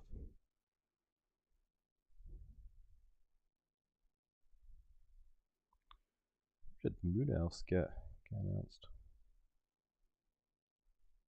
Was the one that there's one that specifically looked into elves. I wonder if it's the probably wouldn't have been the like space one. I can forget what the space one's called. She looks up at you. Glashtar? Yeah, GIF? the planar book that recently came out. Four have become three. Oh, Our the small black feather is written. Spelljammer stuff. Do you have insight? Spelljammer, thank you. Yes. Don't know how I forgot that. I mean, in Roll Spelljammer, you've insight, got though. Astral I'm Elf, gonna not roll insight. really Sun Elf or Moon Elf. Not unwise either. You're missing based on the white Kenku there. You're missing another Kenku. Yeah. Cribbage nods. Something I want to comment The when they're reading shadow this of NPC is I was half expecting them to pull this out one. a tarot deck and start reading your future. Yeah, As a see, squirrel. I'll say that one cryptically. yes, we're looking for my nephew. He's Were they actually your nephew, or have you just like leaned into this? Originally, I don't think they were. I just lent into it. Because I heard one or two comments off it, and it does seem like the party's just like going along with it. Oh yeah, we have a Kenku, therefore they're related to the Kenku. Yeah. I like how that started off as a racist joke of like, oh, not all Kenku are related. No, but aren't you related to it? Oh yeah, I guess I am. You got me. We're leaning into the bit. Can't have two unrelated Kenku in a party. It's too unrealistic. Kenku with Black Plume. It's like having two humans in a party, Kenku not Black related. Plume. My favorite is the rainbow Kenku. Rings a bell. And who might you be? Why have you? Did you come to town and then lose them, or are you This here NPC is so to judgmental. rest them? No, they're with our Why party. We, like I say, he's my nephew. We're not didn't come to town then lose him. He wandered off and then came to town. Sounds like you lost him. We're just Are they dangerous?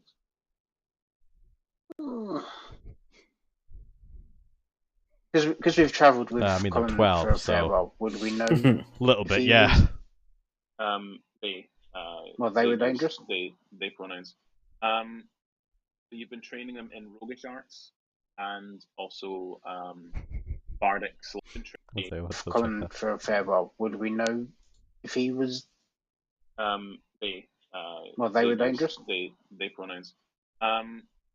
You've been training them in roguish arts and I guess it's him. also, I was curious if James just like bardic accidentally said him like immediately after correcting pronouns, or if he said But bard arts him is a weird one roguish because arts. it does sound they, so much they like can him. be dangerous if the occasion calls for it. Mhm. They've also been learning fraction of druidic magic from cribbage. They can pose some danger, yes. I mean, they're 12 Mm, monsters. for the most a lot part, of no. them, So you're powerful adventurers. especially in the D&D world. To a point, yes. Well, I've not seen James is your nephew, I'm afraid. Oh my god. Any yeah, guards more have spotted praise for him, just James really like going spotted all them, out for these and NPC they've been causing personas. mischief You can just or see trouble. the They would judgment have on their been face. probably brought to my master. That sounds quite probable. Well, he runs the village. Basically, he's the mayor. I'm his apprentice. Sorry, my Is name's that why Kara. this NPC is so self-entitled? Rohim. Rohim, nice to meet you. Cribbage will hold out a stick to shake. You can just hear the silent knot at the end. Cribbage She pulls a small a wand out of her backpack and taps it on the desk twice and taps your stick in a manner that you recognize as being deferential to Grung. This woman has clearly dealt with Grung before. Cribbage will nod and smile. Just imagine one of the And she parties sees like grabbing the old stick, Jim doing the same approaching thing, and sort of accidentally nods swearing. at you, old Jim. Well, like I said, I've not seen your friend, but if they are about, and they have been found to be causing trouble, they would be up at the manor house with my master. Manor House. And Manor House. which direction would that be? It's the manor house, one of those things it's the where big it's house the only in the place that has like a dungeon. Fair enough. Kinda. At this point, a massive roar from the ring comes up as sort of the announcer, the sort of beefy-looking Goliath, ogre-ish looking guy, seems to be announcing the evening's fights. Cribbage will turn to Rohim again and just say, "Blood for gold for ring." I suppose, Very yes. wise. Very wise. Gonna put Like down you're the just drinks playing in into front this. of them. Yeah. Oh yes, I suppose. Thank you, Jim. Is there any way of like if anyone could sign up for what's happening over there? We need some Yes, we'd love to violence. speak to, We're missing violence, and Greg. as an Oh, Greg, adventuring okay. party, we can't No, go more than like a solid 4 Greg- hours without Greg killing Forsyth. something. He's the Oh, so not old Greg. I have met someone called old Greg. He's And young Greg, but then he got old. familiar with old Jim. Oh, interesting. I don't know this old Greg. Our Greg is he's one of the miners. Yes, if you And, ever meet anyone that asks if you want to drink Bailey's from a shoe, that'll tend to be him. You know, what is Bailey? Actually. They were Never heard of this substance. the weirdest thing. They were this Look at you breaking immersion. this merfolk. Yeah. Very weird. I think or Triton something. Anyway, they didn't stick around for very long. No, they tend not to. Speaking of not sticking around very long, looks like I don't think they're old migratory Nimcat species. is There's a lot of about to old lose people around another here, bet. isn't there? Yes. Excuse me. Would Aarakocra societies be And she migratory? goes back to her drink. Okay. Thank you very much for your information. That's all right. Can I see Probably. if she's got the tattoos up her hands as well? Up her hands to no, her head. She's wearing gloves and long robes, so you can't make out anything below neck level, and even then she's wearing a sort of scarf type situation. So roll me another perception check for yourself. As the rest of you sort of turn around and you hear rather heated conversation between Gregor and what looks to be a young sort of small goblin there with a rather depressed looking downcast face who looks very afraid of Gregor as Gregor's advancing. With your 23, however, you do notice that yes, she does have tattoos around her eyes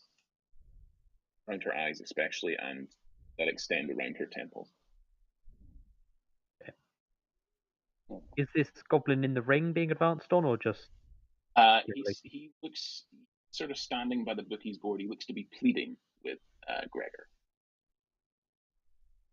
And you can see there's a lizard. So aside from Gregor, there is a lizard folk and a half orc that are also with him. Cribbage will They look quite menacing as this goblin seems to be pleading with the three of them. Cribbage will go and interpose themselves between. Rohim will be about 5 foot back, just watching. Okay, you interpose between Classic this Ben, goblin never having their character and actually like the put in lizard danger. folk. I mean, it's not that I don't put them in danger. It's like most of my You have characters little are concerning background small character one, kind of stuff as says well. the Yeah, says you really have a preferred character archetype. the half orc. Oh, we got a Mhm. rare As comment by Greg Spooky sort of Neo. folds his 3 arms kobolds in a and then jacket. just sort of I agree. raises one finger at the other two. How does one know Sort of what gestures at you. what concern is? What seems to be the problem? Just gave up on that one. The goblin sort of taps you on the shoulder. I was just asking. Does he tap me on the shoulder? He would tap you on like a shoulder pole ring. Okay.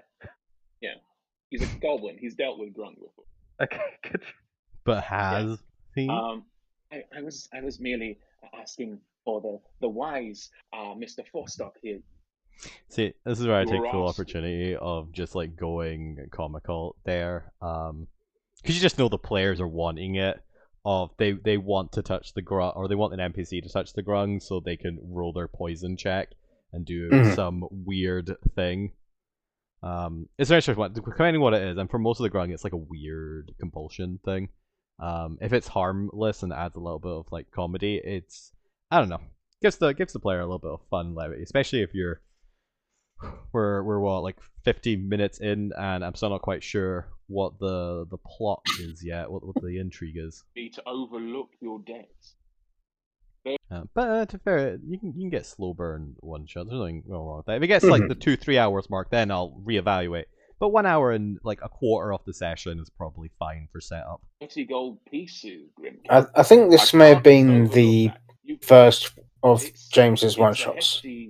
Hefty price you've got. No, because they did the Black Sands before this, and they Was have it? done other stuff.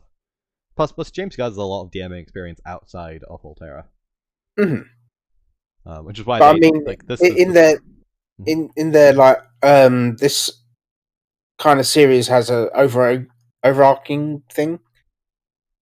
They're trying to do a kind of Marvel's What If kind of thing.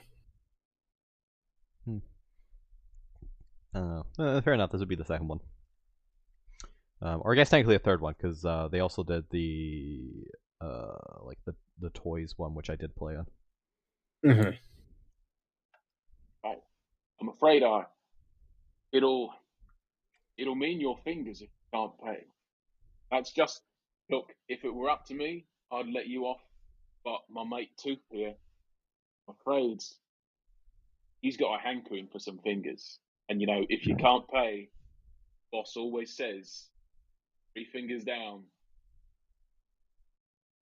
So what am I gonna do? Is there something more to that saying? Gotta Just 3 let fingers Tooth have down. his way with you. The ring.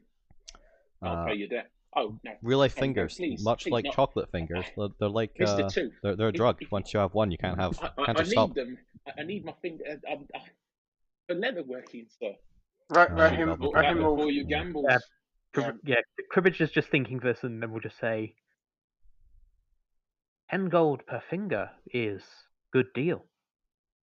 Rohim will It step is. up Buy and some. say, "Can he have a stand in a second?" Always use spare fingers.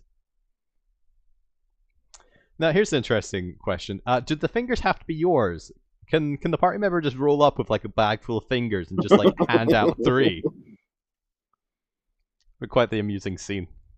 This is where you get like a kind of wish there was a necromancer here. Just like takes out 3 zombie fingers. I always keep spare zombie hands in the bag, you know.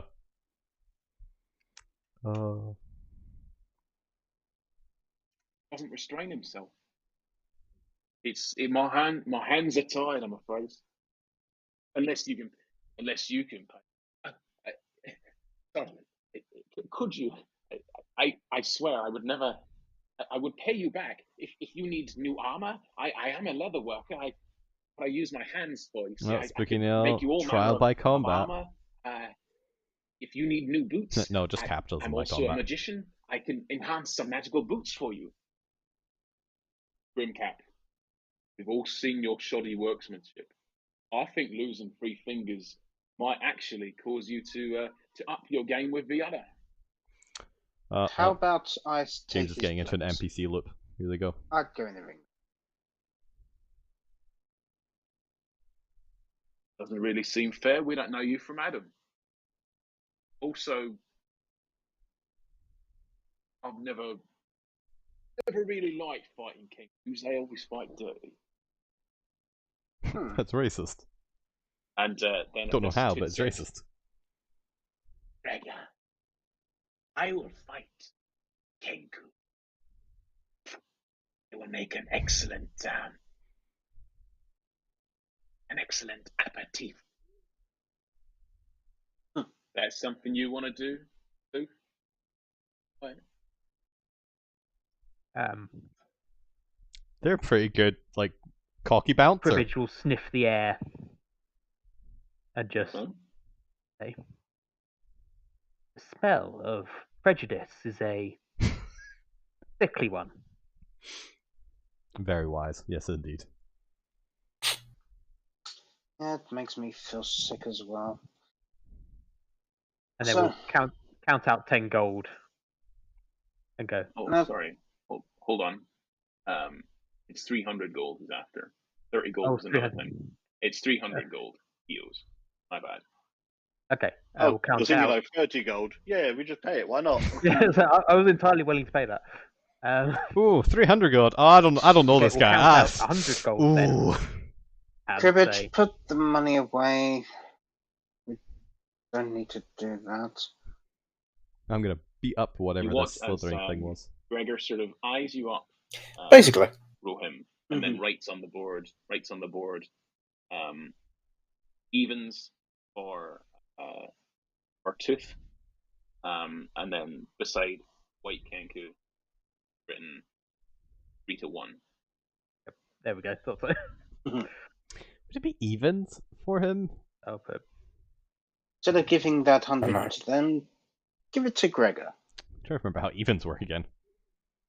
So you put up your money, you get the same money That's it back. on me. No, that'd be a 2 for 1. Okay, so I think evens is Birds with just a you give feather, the money, you think I get that like. money back. Okay, fair enough. That would be fine. You want to maybe make it more interesting. If you go against all 3 of us, you've also got 2 other party members. That's not his voice. Yeah, This but is these his 2 voice. are dead weight. Um, I'm the ringer here. Looks to You've got 2 Crib- other party members. Looks to Cribbage and Jin. Boys? Should we get some Cribbage combat will in? notably lean Not had our into its bloodlust staff, say use it's the their last staff 4 and hours. hobble forward and go, I believe I could.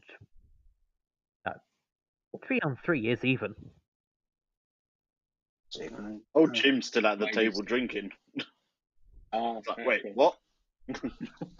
Ah, Jin, shit. come over here. We're going to get some gold. Party's getting me in trouble He again. rubs off the names and puts locals. Probably one quarter odds, and then you guys. I think it would be about 10 to 1 against the 3 of them. He doesn't reckon you'll win. I'm still going to bet my 10 to 1. 800. So you'll win 1,100 back if you win. I'm gonna bet on is the it other actually team. just I'm on that? gonna throw the fight. Let's Silly go. question. Is this to the death, or is it, just to knock out? That's entirely up to you. Well, no, this is why we gonna have hold discussions back. beforehand. You're going to hold back till Tooth gets 3 fingers. All right. So, how about this? To the blood. For the blood? First blood loose.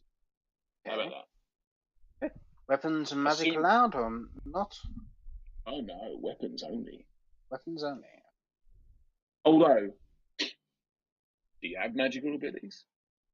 Have you got one of these? Gestures at his neck, down his bicep. Just down one Trying arm. to see what these not on the tattoos other are. arm. Down one arm. Just like a full sort of Maori sleeve type situation. I'm working some sort of like advanced or alteration on the Simic hybrid ability where they'll be able to call forth almost like Blood Hunter-esque abilities and do something else. That's my bet.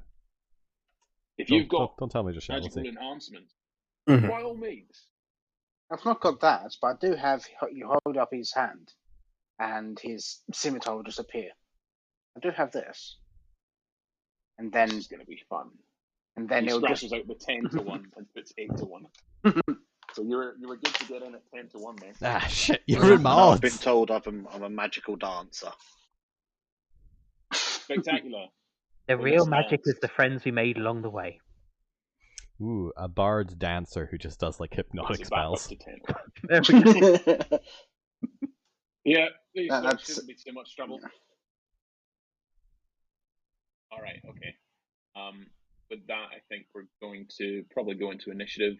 Gregor does the whole ramping up of the crowd. Mhm. Grimcat is just sort of stood there, Dazzle them with looking fancy very footwork. awkward. He whispers in your ear, "Don't lose." And What a pep talk. yeah, I would say he would, because the charisma's not that high. So I'll say, yeah, since you were the two who rocked up to him, Rohim and Cribbage, Bardic Inspiration, D6 apiece. Go. Okay. As he, yeah, let's call for initiative. Okay, Nice. that's the initiative track. It's been a while. I'm just going to put 50 gold on our team. Yeah, Big so goal I've on put that 100 gold on our team. I'm going to put And- 100 down as well. Confident. And then Big as goal. my... It won't be an inspiration, but I'm going to kiss the goblin for luck. Big ol' At sloppy 9 to kiss. 1. So yeah, the odds changed to 9 to 1 after a couple of the bar people bet on the other team. So currently, Ali, you put 100 gold piece on at 10 to 1. Ben, you also put 100 gold pieces on, right? Mhm. And TR put Letting the 50 party down. to 1. Only 50. So that'd get 1100 Not as back. confident in the party. That'd get 900. That'd get 1,000 back. And 50 at 9 to 1 would get 500 back, including your bet. So you might actually. Doing maths. Maths is boring. Let's move on. That was Cat Keeper. Still doing initiative order. Let's move on. Too many books. Too many books. Nah, still setting up the fight. Let's move on. Rumble seems to be fun. Perfect. Rumble.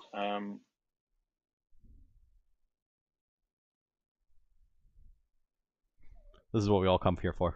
Watching. Keeper, it's Rohim next. Rohim. Oh, did we have the first turn? Plus 5 to hit. So 20.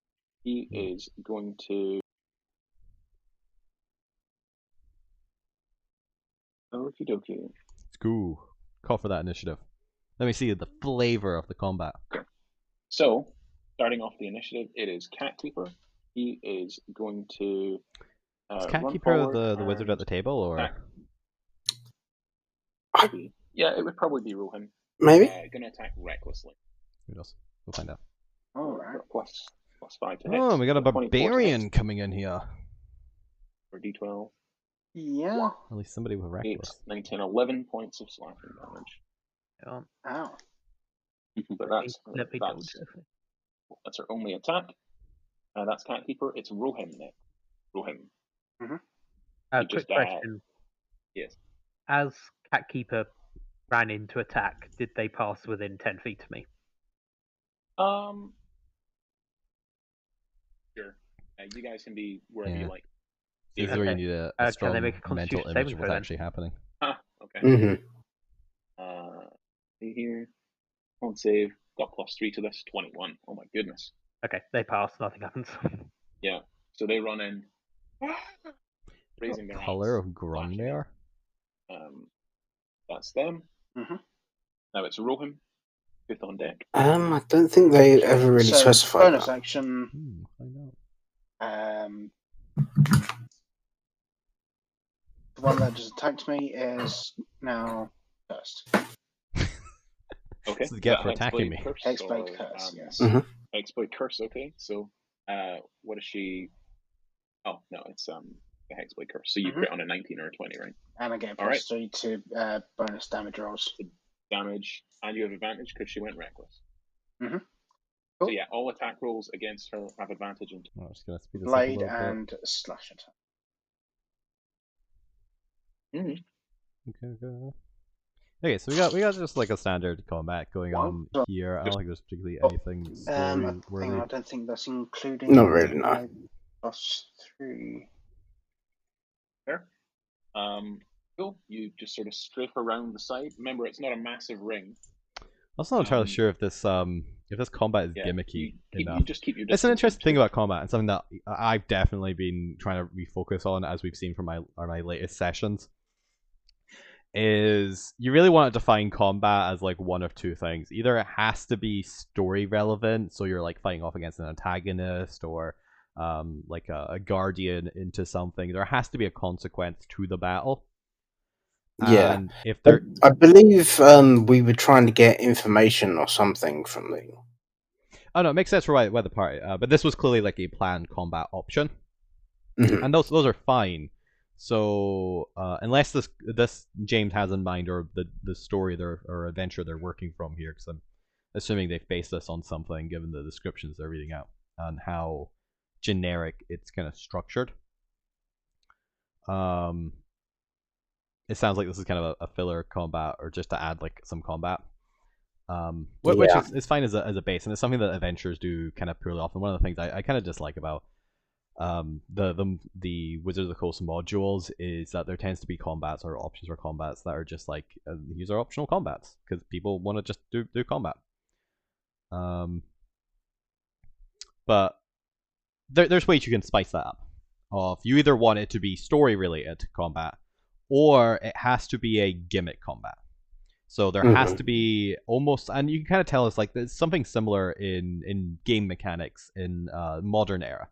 And one of the things you can tell the difference between like older games and more modern games is that the idea of random encounter isn't as fun anymore unless the game mechanic loop is really good and like enjoyable. Like you see this with the Batman and Spider-Man game, where quite frankly getting into combat is fun in its own right because the game mechanics there and the flow to that is so good that it's fine getting into just random scrapes. But with other games that are kind of just, I guess, grindy, you don't ever want combat to just be grindy unless that's part of the game loop. Is you want there to be some sort of fun element to the game. So, for example, if you're in a wrestling ring or like a fist fight battle, you kind of want to add flavors to that, and it's why you want like special abilities or the monster to have something more interesting, rather than just like back and forth, just boring combat.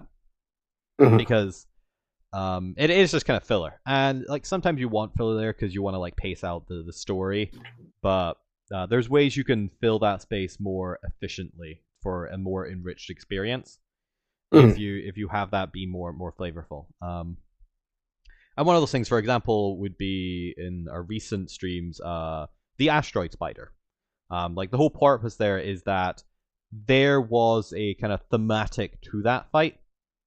Yeah. It was constantly hiding. It was in the shadows. You had to be innovative and actually like, and this is where you kind of want to force the party to be innovative with a strong gimmick and not just like, as we learned from the Oni fights of just they are tanky. You have to figure out other ways to like beat them and like separate them off. You don't want strategic gimmick because unless your party is very into like RTSs, real time strategy games, they're not gonna really focus on that part, especially if, and it makes sense because it's kind of what I also like specialize in as DM is that power fantasy.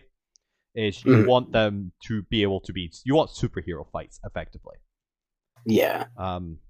As well, things like when you notice, and it's why like if you pay attention to like villains from those sort of superhero or like supernatural like shows, the villains always have a main mechanic, a main like superpower or a main supernatural power that means you have to fight them slightly differently, and they're unique. Like just somebody fighting with a sword each time isn't as interesting as, for example, a swashbuckler being able to step around and like redirect attacks to each other, where you're forced to actually like think about it.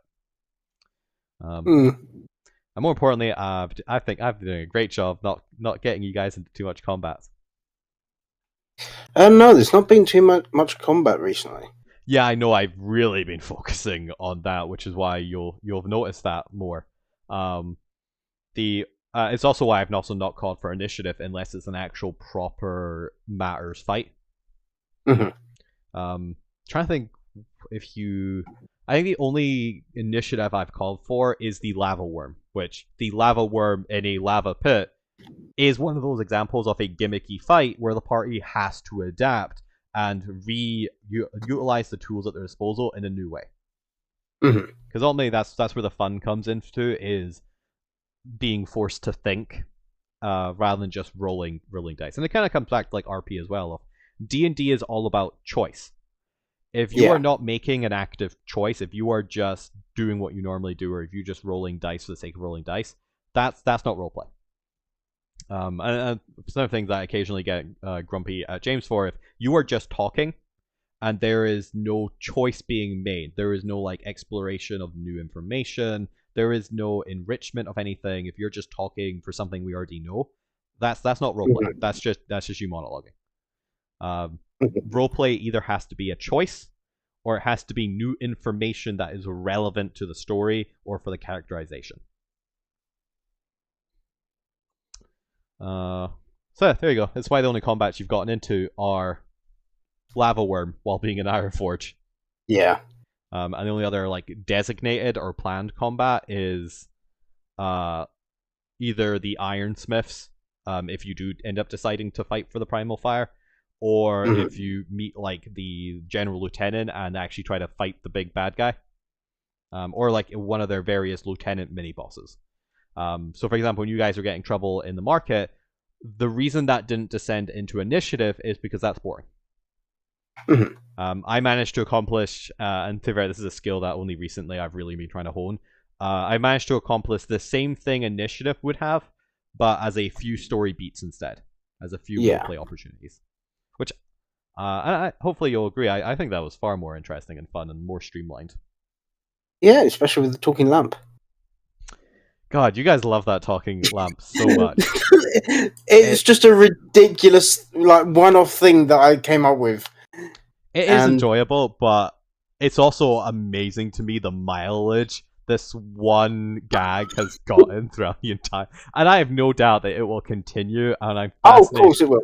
Like that's like if there is ever a like death scene or anything that happens to Fukyu, I fully believe it'll be one of those moments where you introduce like a clown character, and then at like you hear the stories of 50 sessions later, you're like, no, you're crying and weeping for this very poetic character movement. I expect you to die as the lamp. Oh, if I can do, I will. Otherwise, I will get like one of the characters just to put the lampshade on his head. That's fair. That'll be a good one. Yeah, I fully expect to see this gag just go to the end. Be curious to see just how it accidentally like evolves or develops over time. And Greg as well. It is just a ridiculous thing. I love it so much. Waiting and sort of gestures for the three of you to come forward and attack him instead. As we move on to Tooth's turn, and Tooth is. What's Tooth gonna do? These. Got anything interesting? I'll wait for the like tattoos to activate. Because if you are doing this combat, this is a good combat to like if its purpose is to show off the innate 20, tattoos. Did I? Yeah, but I've not seen anything like that. So this is the with the vantage point. That is their turn. It is Cribbage next, and then Jim on deck. I'm trying to remember if they actually hobble up bring it into the fight. Yeah, because James also made a motion or mention of them like pointing it out to the party as well. So if they don't, it's a really lost opportunity and strange. Halo of no, not Halo. I'm pretty sure like that's why this combat is in this adventure. All right. Do I have anything I can do as a bonus action? Because it's not gimmicky enough to be like a bar brawl because of the fact you're using weapons. Well, it's meant to be trying to fight off Greg's death or whatever his name was. Right, but how does that play into the greater story? It doesn't. Yeah, so that's what I mean by this is an optional counter. Well, we do get help from Greg or whatever his name was. Maybe, but that still makes it optional. It's not a vital when you're thinking of story structure. Mhm. This is one of those like optional extra paths to get to your story, Yeah, rather than yeah. a gate on that linear path where you need to pass through it. Like Mhm. defeating the lieutenant to get into the boss room. Yeah. So that's why I'm fascinated by, just from a game mechanics. And to be fair, I mostly think about this because I've been trying to think more mechanically about the flow of a game story. Yeah. This is one of those optional encounters that either world builds, which you could be doing here, or and this is because I'm pretty sure I think James has adapted this from what I'm getting here, because this isn't James's normal storytelling. So I think James has adapted this for their own purpose. So I'm curious what the underlining adventure had in mind for it. Who knows? I could be wrong. This could be entirely of James, which is why there isn't that more like experienced game design, because a lot of these mini adventure tend to be published by people with more like TPD RPG story structuring experience. Yeah. So it'd be fascinating to see where this goes. But this is either an optional combat to show off the world, which could be if they do use the tattoos, or it rewards you with some extra that will make the fight later on easier, such as the acquisition of a new NPC, new information, etc. Or it's a gimmick fight that's just fun. It's a gimmick fight. It is an optional thing. It just made our entry into the manor house a little bit easier. If anything I can do as a bonus action. Not by much, but yeah, I think James is going to say something. Just for the people at home, this is an entirely optional encounter. They could have just paid the gold. So if they use all their stuff before whatever boss fight there might be, yeah, it's not my fault. I get it back on a short rest, so. It's always the DM's fault though, because you allowed for the inclusion of this fight. You don't present I have players an no option bonus action spells or anything, so. unless there's a purpose to it. Okay, yeah. It's one of the rookie DM mistakes, is DMs allowing things that just shouldn't be, because it's that thing where the DM has more perfect knowledge than the player, so has to make decisions for the players.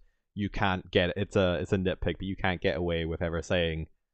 I mean, you can for like the theater of it, but in reality, behind the screen, you can't get away with saying the players did this to themselves, because especially if you're doing a curated storyline, which is a linear storyline, they can get away with it more in a open world, because that's kind of the point of an open world, is to give the players options. But even then, you still have to like curate it if we went like out of our way to attack.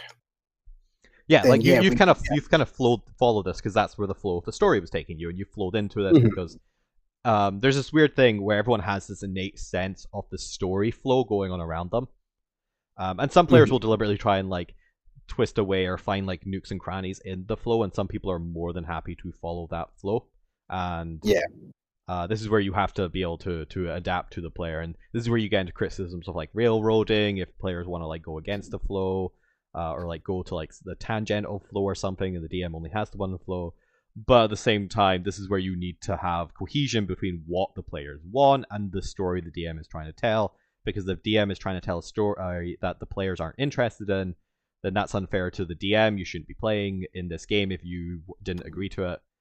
But if the DM didn't like make that known of like, this is going to be a linear story, bring characters who want to do this story, and for example, you see that in modules, like there will be a main plot gimmick to a Wizards module, such as like Storm King's Thunder, where you're needing to like investigate the giants, and if you aren't going in that direction, if you aren't going in the story flow and deliberately being obtuse and going in another direction, it's not the DM's fault. That's not railroading. That's the players being an ass. And at the same time, if it's a homebrew and the players are like, hey, we want to do a more like free flow thing, and the DM really has this idea of like a story they want to do that the players aren't interested in, and it's not what the players signed up for, then that's the DM being an ass. So, but the short point there was that everyone has this innate idea or like feeling of this like a vague, ethereal concept of a story flow. So it makes sense, and the DM has to always be aware of that. Damage, or yeah, it's a reaction to damage, and doing this will make my future attacks better. Yeah, so unless anything happens with these tattoos. So she gets the 10, she gets... Like I said, I don't believe they as you bloody her. really brought anything about the tattoos until a bit later on. It's fine. I can find it by just skimming through it and getting a rough feel for it. Daggers and tosses one at each of you. Yeah, so kind of generic combat. That's fine. Fine to play, but not a. And that's his turn. If you had the great sword, why did you fling the bloody cutlery at us? I just want to range down. Raises an eyebrow at you. Don't want to waste my Engage. Sometimes the death by 1,000 cuts is more fun for the audience. In this scenario, it's not. Right, it was How far away from me is As it? many casts as possible. if you want to hold your action, I'm about to go over there. That's the other thing. If these tattoos, it's an interesting thing because if I'm feeling the flow of this story right, you either want to introduce the tattoos on the second round, or when they're about to lose. It makes no sense to introduce it in the middle of the combat. So I think we've definitely passed the second round by now. It doesn't look like they've done anything special. So let's see if I can skip to towards the end of the combat, or at least the initiation of the end of phase 1 and the initiation of phase 2 of the combat. Get a rough idea of. Becomes less cryptic when fighting. I got the gist there of just Ali was trying to be vague. It's just like is no longer being vague with their cryptic messages. Okay, yep, no, that's fair. There's only so long you can. This is the problem with playing like hilariously. James also tried to play a character just like this, where they kept doing messages. So Yeah, it's interesting to see James on the other side of that, where a player trying to. But this is the instance where the character can be more wise or more cryptic and intelligence than the player. And it's really difficult of just like coming up with these on the cuff of these mystic sayings. Speaking of fighting, it's old Jim. Old Jim gonna do something? 10 feet from him, rather. Or 22. Oof. Yeah, so it wraps around his Doomfist, and he just pulls it back. Sort of. Ooh, it's a Doomfist. No. Okay. Anything else? So I think there was a moment there where he has activated the tattoo then. With his sword. Plus. But if I'm feeling this right, I do think it's a Simic hybrid-esque ability where they're modifying and that wouldn't blood me uses if I the didn't have mechanic to justify the mechanics. Okay, and another right. And another 9 points. Shrugs and says, "No blood." And he grits his teeth. And he sort of nods. He feels. I want to see what the beginning of that was. Almost sort of go to one knee. He glances round at the bell, and then the guy behind the bar sort of shrugs and says, "No blood." And he grits his teeth. And he sort of nods. He feels that it might be coming. He grins it, but he seems to be very much enjoying himself. There's no malice here.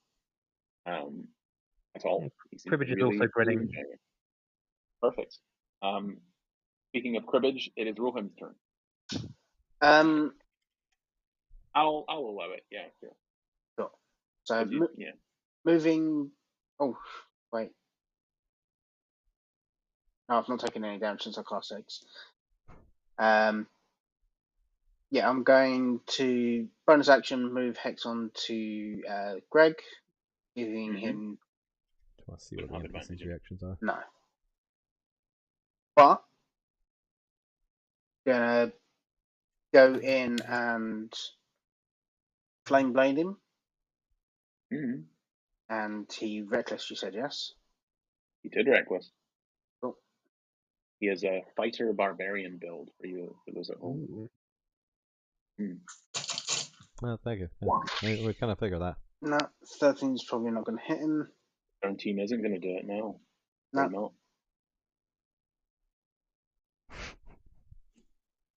Can I do anything else? That's your bonus. I think that's your attack. Yeah, that's my attack. Because you're a rogue, you only have the one attack, right? Mm-hmm. All right. Yeah. And so then move out of range. Not provoking opportunity. That's fine. Yep. It is Tift's turn, and you watch from the sidelines as he licks his lip, and the spiritual weapon whip comes down and turns into a snake that just sort of clamps onto. It would be cribbage because you look the weakest. So if this attack hits, Interesting. Okay. I'm not doing it. I can't control it. I'm outside the ring. It's got a mind of its own. I know the spell. Of course, you can control it. Oh, he's lying. And then he turns on the ref. Isn't he? Yep. No, I see. Dirty played. Mm-hmm. Look at this cheating in the ring. He's not a nice guy. He's lawful evil. But There that are is two cribbage's sides turn. to every snake. Was this one of the? I assume he's outside the ring, so I assume he's not Cribbage's part of turn. the 3 combat control. No. You've got Okay, well. one side of the snake facing you. Okay, once the snake face me. The last time when I attempted to hit Greg with bludgeoning damage, did it look like it all went away, or it was just resistance? You just seem to have resistance. Okay. Okay, in that case, I will attempt to hit Greg with my core stuff. Mm-hmm.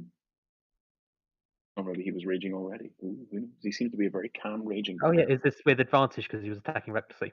He was reckless, so it is advantage. He thought he would have taken you out by now. Yeah.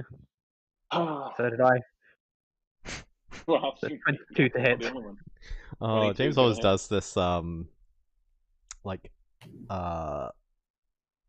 can't tell if they Don't know do why it it's not deliberately or if coming it's through just on- part of like their DMing Oh, style. There you go. I have to actually tap back into where roll 20 to get hit. They So almost that's get like 8 semi-frustrated with like the damage. NPCs not 8 doing points well damage, enough. huh? And then Mhm. Another stunning strike. 1d6 Because it's like the necrotic, which few is moments part where of they'll Circle break Spores. character effectively a little Uh-huh. bit. And in theory, it should be the Extra NPCs 5 being like, necrotic. I thought I should have taken you out by now. And Okay. the DM's And like, then, oh yeah, as a shoot, you thought bonus you would have action, taken which him out is by just now. part of being a monk, Mhm. I'm going to attempt to punch the snake. Don't punch the It's- snake. It's not going to hit points or anything. It's a spiritual weapon. Damn it, people, let For Ali flavor, roleplay I'll and say punch you the can use your snake. bonus action and expend a key point if you want to grab hold of the spiritual weapon and lash out at Greg with the spiritual weapon and do force damage instead of bludgeoning. Nah. No, Just want to punch the snake, I mate. think we can take him out just without resorting to using up key points. It would, if you're going for Greg with the unarmed, it would be advantage. Look at you guys. Look at you guys just dictating what can and can't happen. The DM gets to dictate what can and can't happen. You want to punch that snake? You punch that snake. Just use a destiny point because that's what they're for. Which is fair. You guys all have a bad habit of like correcting other players where the response is always yes if you use a destiny point. Yeah. Which is generally it's not too bad. I think the major problem there is like 3 of you do it at once. And that's the real problem. Like if 1 of you did it, I think it would be fine. But the fact that like 3 of you always like jump in at someone at once and it's like guys, the answer here is they could technically do and to be fair, it's normally against somebody who isn't as like technically or mechanically mindful of the game. Mm-hmm. Which it's fair enough, but guys, don't worry. I'll help the player out. It's okay. I'll find them the best option forward for what it is they're trying to do. This is where you need to read what the player's like intent is rather than what their mechanics is, and then just pick the best mechanics. Because some players aren't particularly good at the mechanics, and I've had several players like that. So it's one of those things where there's some people that aren't really. And I've watched like episodes of Critical Role where it's like, guys, you've been playing for so many years, you have to know how the mechanics work. I think Ash is really bad for this, as well as like 1 or 2 of the others. Not Liam though. Liam, so good at the mechanics. But like, it's such a classic thing where like you'll always find like a chunk of the player base just is really bad at the mechanics. And it's just easier if you just ask them, what are you trying to do? And then just be like, right, I know you're this and this. Just do this and this. Roll me this, and you can do that. Yeah. And it's a good habit to get into, and it's actually friend and DM who would run games for myself and some people was really good at just getting into that habit of not asking what are you doing, but like what are you attempting to accomplish, Like what is Right. your goal? What is your purpose? What is what is it you're actually trying to like get out of it? Mhm. And this is really especially good for like James back in the day. I know my bad habits. I'm just trying to help and give ideas. Yeah, it's But one of those things where you often like just do it out of the reaction because you're trying to do something good, and it's one of those things that until you notice it and try to like cut back on it, it is a really hard thing to get over. Mhm. Because yeah, I found it's easier because especially because I'm as a DM, I'm pretty well versed in the mechanics and the lore. To the point where I think I correct you guys like a couple of times where you correct somebody else and then I Yeah. add tidbits in. And it's because for a lot of the times I will pick up. So I guess spoiler for anyone who watching it plays for me. I pick up a lot of the mechanical inaccuracy you guys do. Yeah. And if it's something tiny that is kind of neglectable in the main scheme, like I'll care about. There's certain things I'll care about, and it's mostly like if it takes away from other players, or if it Right. like takes away from the story experience. But if it's a small thing where, um, like you're like 5 foot like maybe away from a creature, or like you're not the exact distance you need, or um, technically you need like a certain ability to do this, um, or etc. I'll tend to just like wave over because stopping to like correct you will grind the momentum of the game to an Mhm. unbearable pace. And in I the grand mean, scheme it's of things, like it doesn't matter. yeah. I mean, it's like with passive perception. That's only meant to really work within 5 foot of you, but most people just ignore that. Yeah, there's a lot of little nuances to the game that there's a reason most people ignore certain things. Object interaction is one of the big ones for me. I will ignore Mhm. object interactions a lot. Uh, there are so many times where you guys do a bunch of things where I could grind the game to a halt and be like, technically, you can't do this because you also withdrew your weapon this turn, and you would need a free hand to do this. Yeah. But part of the kind of power fantasy anime esque experience that Alterra is, because Alterra is founded on a lot of anime principles, is yeah, but that's boring. I want to reenact this scene from this anime. What do I need to do? I want to fight while like holding two swords and another sword in my mouth. I don't care if it's mechanically impossible and I'm not a Loxodon who can mechanically do it. I want to do it, damn it. And I'm like, yeah, sure, do it.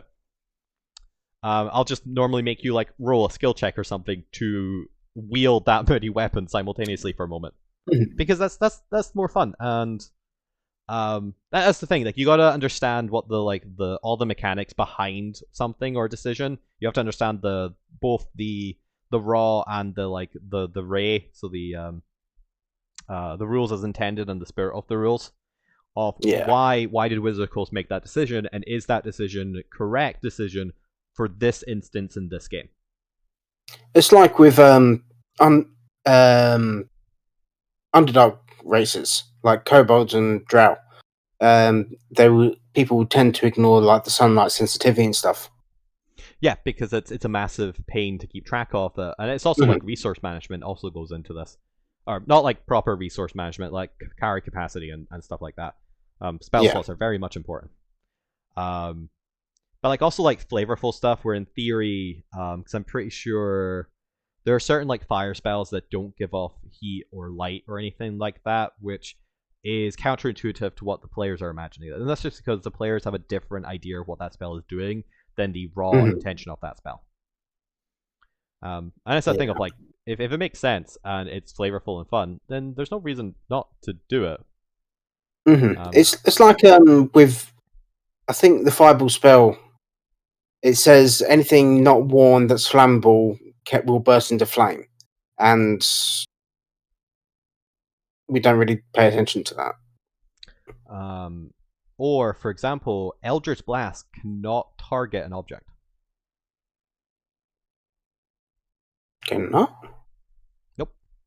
Eldritch Hmm. Blast can only target a person. And similarly, Spiritual Weapon can't target an object. Do you know why? Because it's made out of. Well, it does force damage. What is force damage?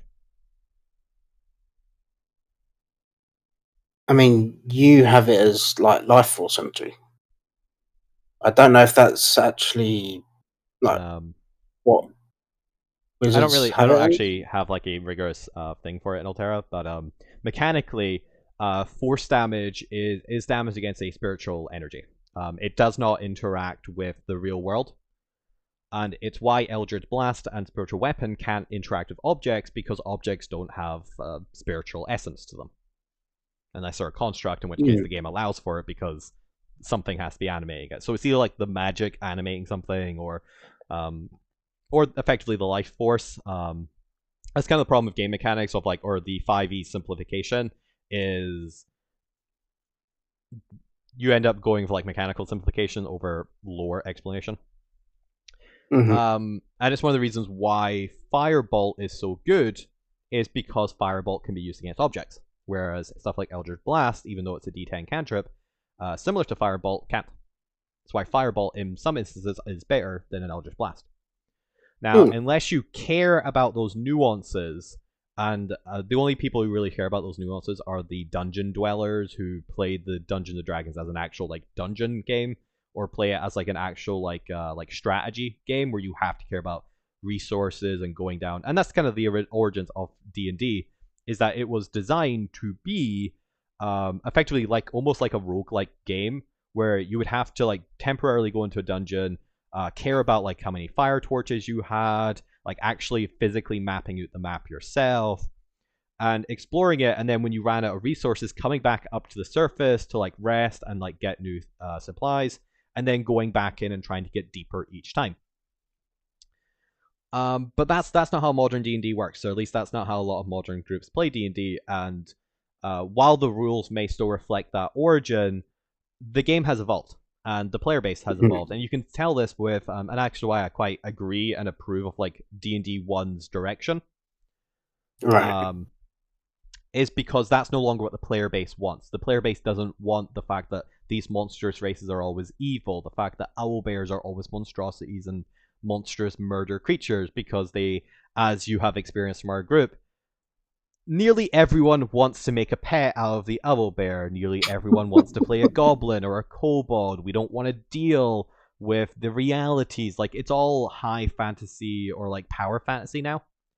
And there are still some groups who want to do nitty gritty, want to deal with like political racism and intrigue, and the fact that goblins are always monsters and you cannot like trust them, or there is no reasoning with them.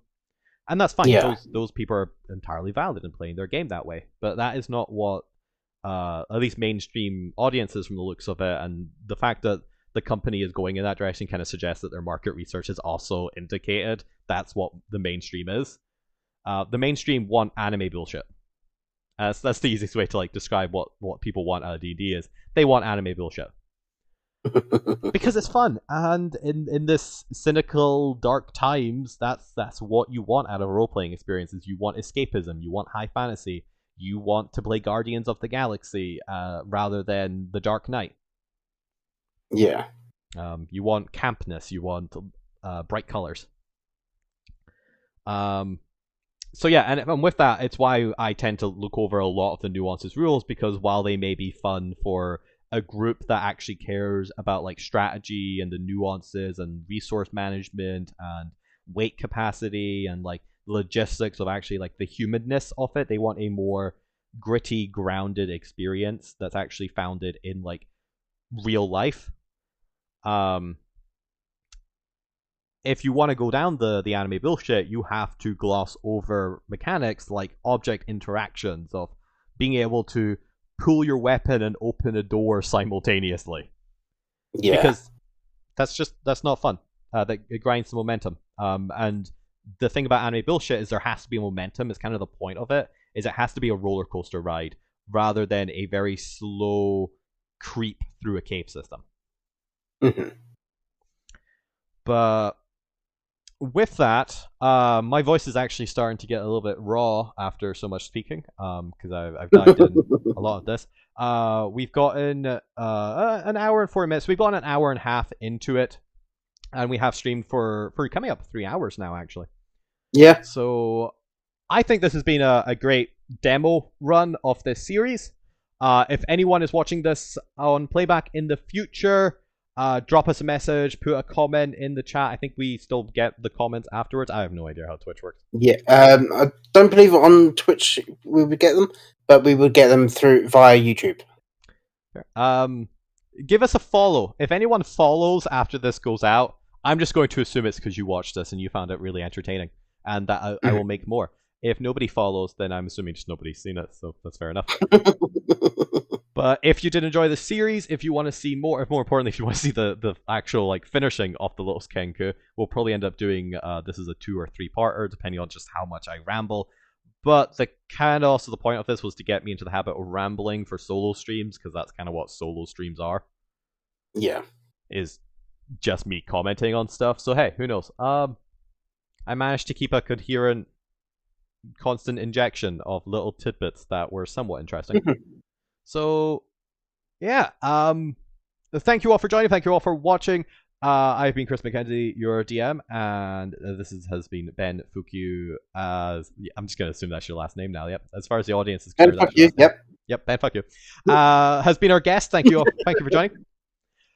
Tune in next time. We may have an episode next Tuesday. I may try to do something on the weekend that might be different than this. I don't want to do 2 days of the same thing. And I have plenty of side hobbies relating to Alterra that I could stream.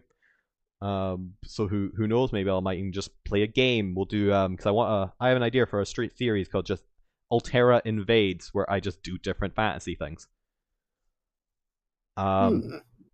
Could be entertaining. Only fantasy though. It has to be fantasy or like sci-fi related, because that's the brand of the channel.